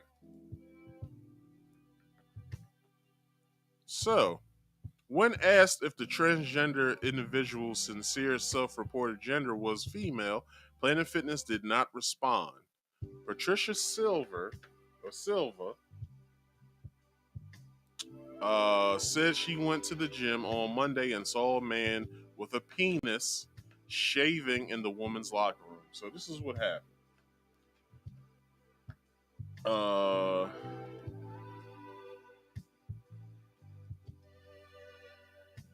This is what happened.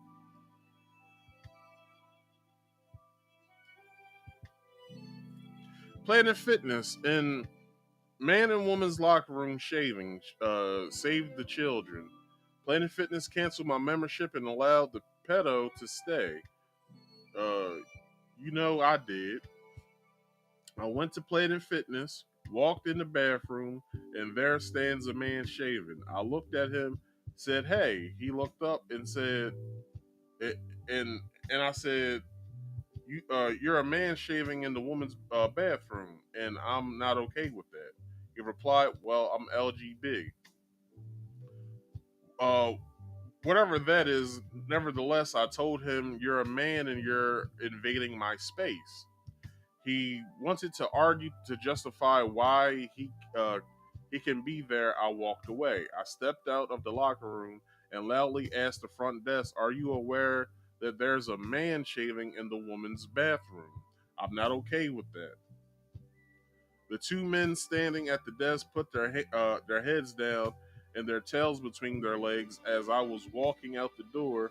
At my back, a woman shouts, It's a girl." I shouted back, "It's a man." Needless to say, not okay. All right, so let's get to the next one. So Patricia says, "This, my friend, is how Planet Fitness retaliated against the woman who entered the woman's locker room. They canceled my membership because I complained that a man was shaving in the woman's locker room, while a young girl wrapped in a towel, naked, frightened, in a corner, sitting on a bench. I made my complaint against this man in the woman's locker room, and Planet Fitness canceled my membership. Yes, they did say they did save me the time for having to do it myself, but at the same time, it's not okay that they choose allowing a man in a woman's locker room rather than to remove that spectacle.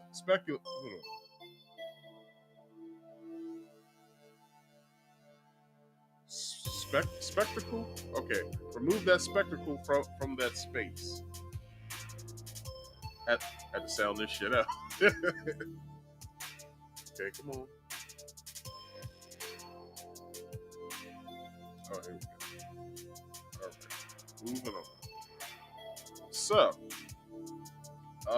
Patricia Silva again. Planet Fitness saga continues. Day 2, save the children.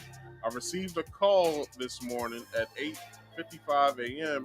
from Samantha at Planet Fitness announcing that they have chosen to cancel my membership rather than protect youth, girls, and women 12 years old and older that enter the woman's locker room from men with a penis.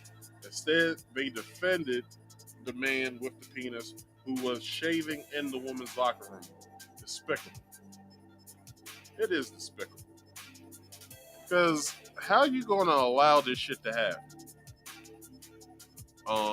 Do I have another one coming up? All right. Let me get rid of this shit that's on here already.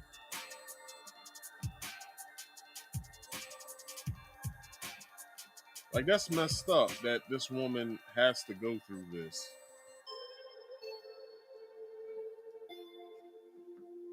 But I will say, lady, it's better gyms out there. Like Planet Fitness be fucking they members over because they be bringing bread in there, donuts and and pizza and shit and bagels. It's like, we're trying to lose this weight. Why are you trying to put this shit on, put this shit back on us? Because, when you have a member for life, you don't need to worry about if they're losing weight or not. But the pizza do be good though, I ain't gonna lie, the shit do be good.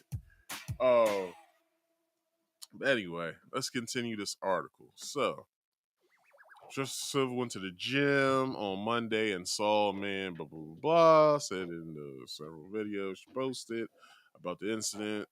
I realize he wants to be a woman. He gets to be a woman. I love him in Christ. He's a spiritual being having a human experience. He doesn't like his gender, so he wants to be a woman, but I'm not comfortable with him shaving in my bathroom. In a video posted on Wednesday, Silva said there was a girl who could have been 12 years old. She probably was just a young looking 20-year-old, but we'll just say she was a 12-year-old. And a child kind of freaked out that there's a man shaving in her locker room. Because the dude, right? Let me tell y'all what goes on in the men's locker room at Planet Fitness. So, in the morning when I used to go, that's usually when the old crowd is there, like the boomers and shit. Like they're there. So we also got to remember when the boomers were going to school, they had to take showers after gym. So they had to be naked around each other back in those days. Something that I didn't have to do when I was growing up going to school. I didn't have to take a shower because it was part of my grade. Never had to do it. Never had to think about doing it. And never had to worry about doing it. Now, what you'll see in a men's locker room is old white men, butt-ass naked, sitting on benches in there, basically having full-on conversations. Well, Bill, did you see the game as his long-ass balls is hanging off the bench? Talking about, yeah, I seen the game last night. It was great. Like, did you see when so-and-so did that and made this play? I was just like, wow, like, these guys are great. And I'm sitting there like she's describing this 12-year-old looking scared and freaked out. Like, yo, these niggas is really fucking butt-ass naked. Bruh. Like, what the fuck is going on in here? Oh my gosh. Oh my gosh, he's bent over. Oh, hell no. And then you gotta sit there and deal with shit like that. It's like, I'm not trying to deal with that myself, let alone this little girl having to go through it. Like, this shit is very no Diddy when I say this. I've never seen a black dude do that in the men's locker room at Planet Fitness. Pause, nigga. Not saying that I want to see it. I'm just saying I've never seen it. Pause, nigga. No Diddy. All right, so moving along. Silva said the individual identified as queer LGB, thus believing he had the right to be there. Silva said she took a picture of the individual because she felt that it was an unsafe space. Planet Fitness policy reads, and this is where I should show the picture, I believe. But anyway, I'll keep going. If a serious concern of significant doubt about the bona fides of person's gender or non-binary status identity arises in which the team member can articulate, the team member shall address their concern with the member. If a decision with the member fails to resolve the serious concern or doubt, the club may ask for external evidence of the member's asserted gender identity. such as a birth certificate or something that is a hard copy or something of their gender being changed, or like some hormones or something like that that they take. If it is confirmed that a member, if it is confirmed that a member is acting in bad faith and impromptly asserts a gender identity, they may be asked to leave it, and their membership may be terminated. Fox News Digital asked Planet Fitness if the transgender individual violated any policy, to which the gym did not answer, which means a no. However, in a comment thread on Facebook, Silva said Planet Fitness allowed the man in the dressing room to remain a member. So this is the policy that they're talking about right here. So it states where it's highlighted: this discomfort is not a reason to deny access to the transgender member. So, facilities use. Some members may feel uncomfortable with a transgender member using the same locker room facilities, bathrooms, showers, or other facilities, programs separated by sex. This discomfort is not a reason to deny access to the transgender member. But the transgender member has a penis and balls, which means that transgender member, until his penis and balls are removed, should remain in the man's locker room. End of story. End of story.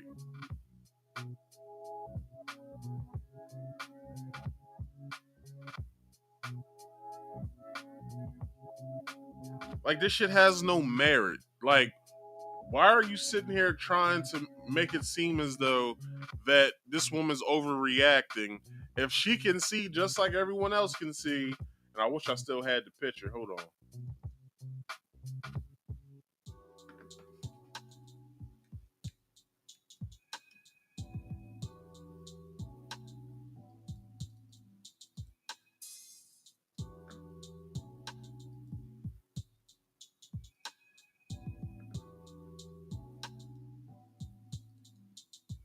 If we can clearly see that this man is a man, as Austin Powers would say, he's a man, baby. Well, we can clearly see that this nigga's a man.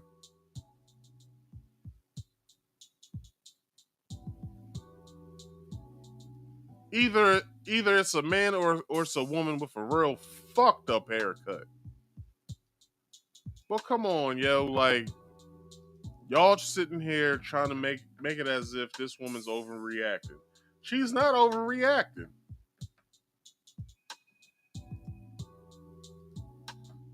But I understand, though. I understand. Anyway, that concludes the random topics portion. But real quick moment. No Joe, no Glow. We can't do this. We can't do this shit.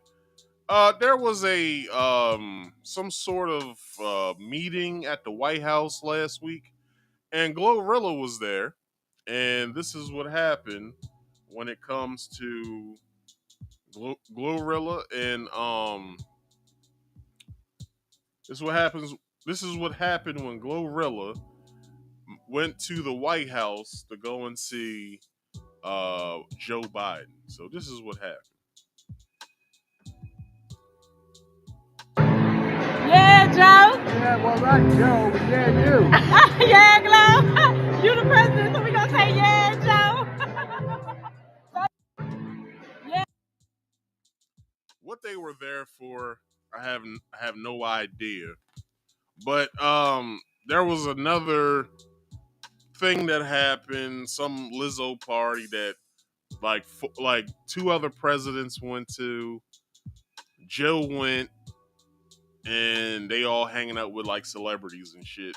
Who knows what the fuck's going on? But all I know is that Sexy Red, kinda endorsed Donald Trump, so at least we got sexy red. I can't even believe I said that shit, bruh.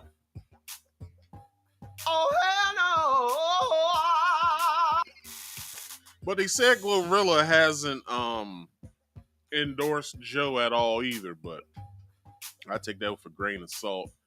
They're gonna call her up. They're gonna give her marching orders pretty soon. But we all know that this little photo op here has her locked in on all of this. So I guess we know who Glorilla voting for this election. Anyway, everybody, that concludes tonight's show. Hope you guys had fun. Let's get into a show summary real fast. Hold on. Let me get some stuff situated before we get there.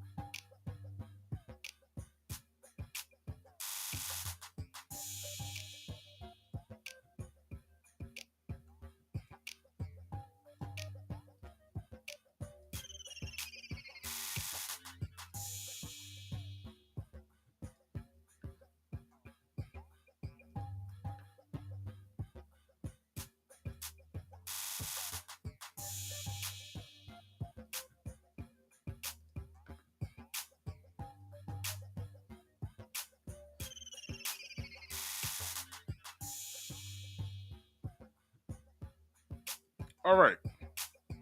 So let's get into the show summary. So, we started out the show with the guy who was fresh to death in his college shirt. So I want everybody to know, if you see somebody that's around my age, if not, I'm 35, I'll be 36 this year. So if you see anybody my age, if not 2 to 3 years younger to 10 to 12 years older than me, that's, you know what I'm saying? That's how we like to dress to certain shindigs. You know what I mean? We like to have a collar shirt if it calls for it. You know what I'm saying? Or we might get dressed up, but if it's semi-casual, we'll throw on the collar shirt with the chain, with the freshly creased jeans, with a shoe. You know what I mean? With a watch, bracelet maybe. But other than that, you know what I'm saying? That nigga was fresh. I don't give a fuck what nobody has to say, alright? I don't care what nobody has to say, alright? Damn, son, where'd you find this?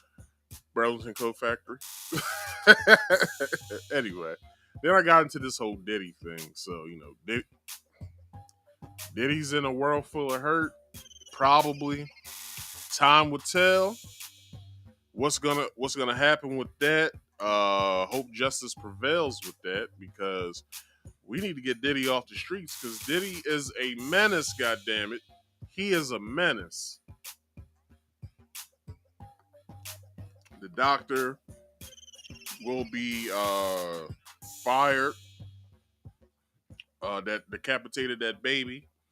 She will be fired. Probably her license will be revoked from her, as well as I'm pretty sure, and I hope that Jessica Ross and Travion, I forgot Travion's last name. Travion gets a big cash payout, so you guys can refocus on your family, creating your family, and living a beautiful life together. Hope you guys get married with that. Hope you guys buy a house with that money, and I hope you guys have a nice, full, and fulfilling life. Now, Travion and Jessica, I want to say this to you guys. Don't just get the money and blow it if you guys get any. Don't just get the money and blow it on cars and shit like that. Get a house. Get a nice house in Georgia. I'm pretty sure you can get a nice mansion down there for probably $500,000. So get yourself a nice house, get 2 cars, and then save half of it, and then save 75% of what you have left, and take 25% of the rest of it and invest that. Have that money work for you. All right.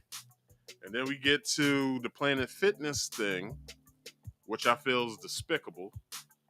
But yeah, look, to the transgender community.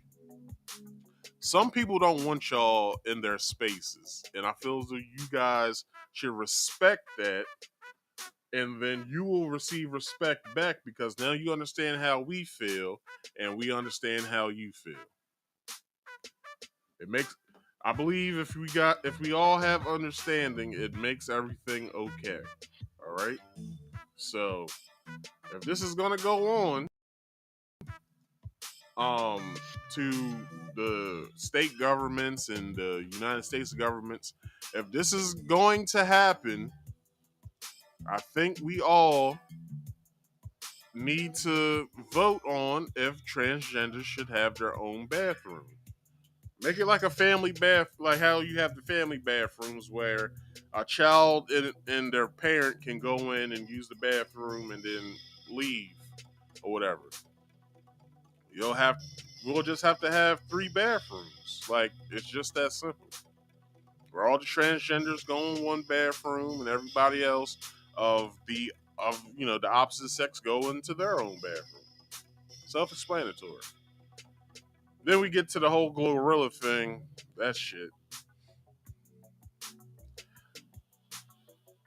Well, I think I know who Glorilla's voting for anyway, so it doesn't really matter. But that concludes today's show. How about we get on out of here with some promotions, and then I'll send you guys on your merry little way. How about that? Sound good?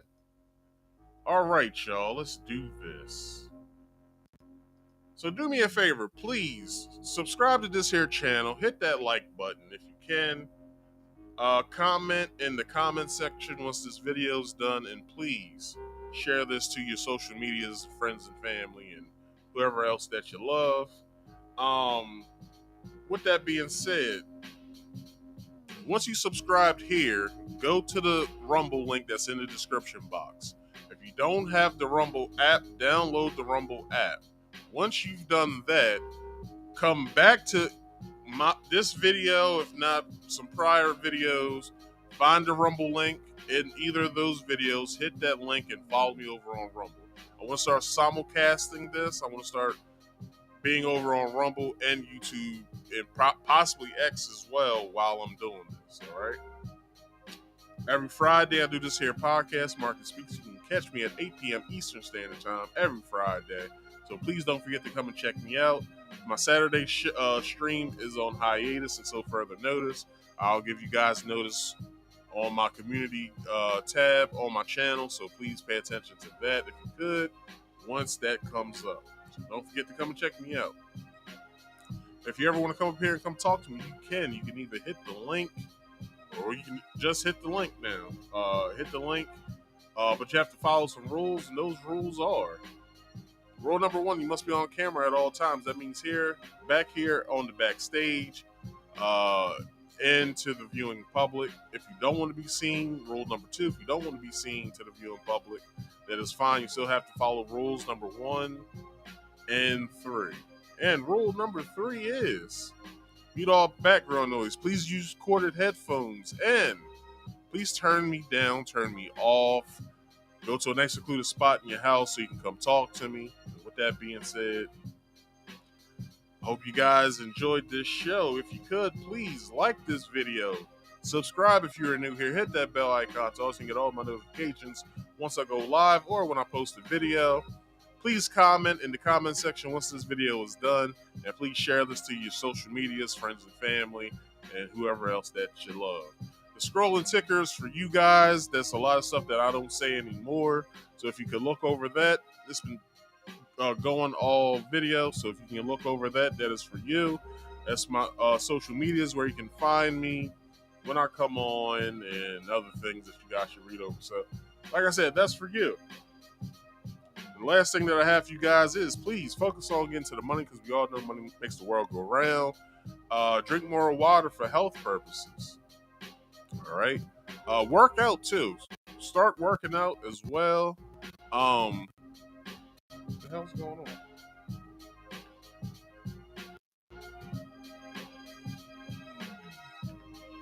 Focus on getting to the money, because we all know money makes the world go round. Drink more water for health purposes. Exercise for health purposes. As well as, where am I at? As well as mind your own business for mental health purposes. And if you don't believe a word I said tonight, do your own research. Helps you out in the long run. This has been Marcus Speaks Live. I have been Marcus Speaks. People, I thank y'all for watching, and I'll check you guys out next week. Peace out, y'all.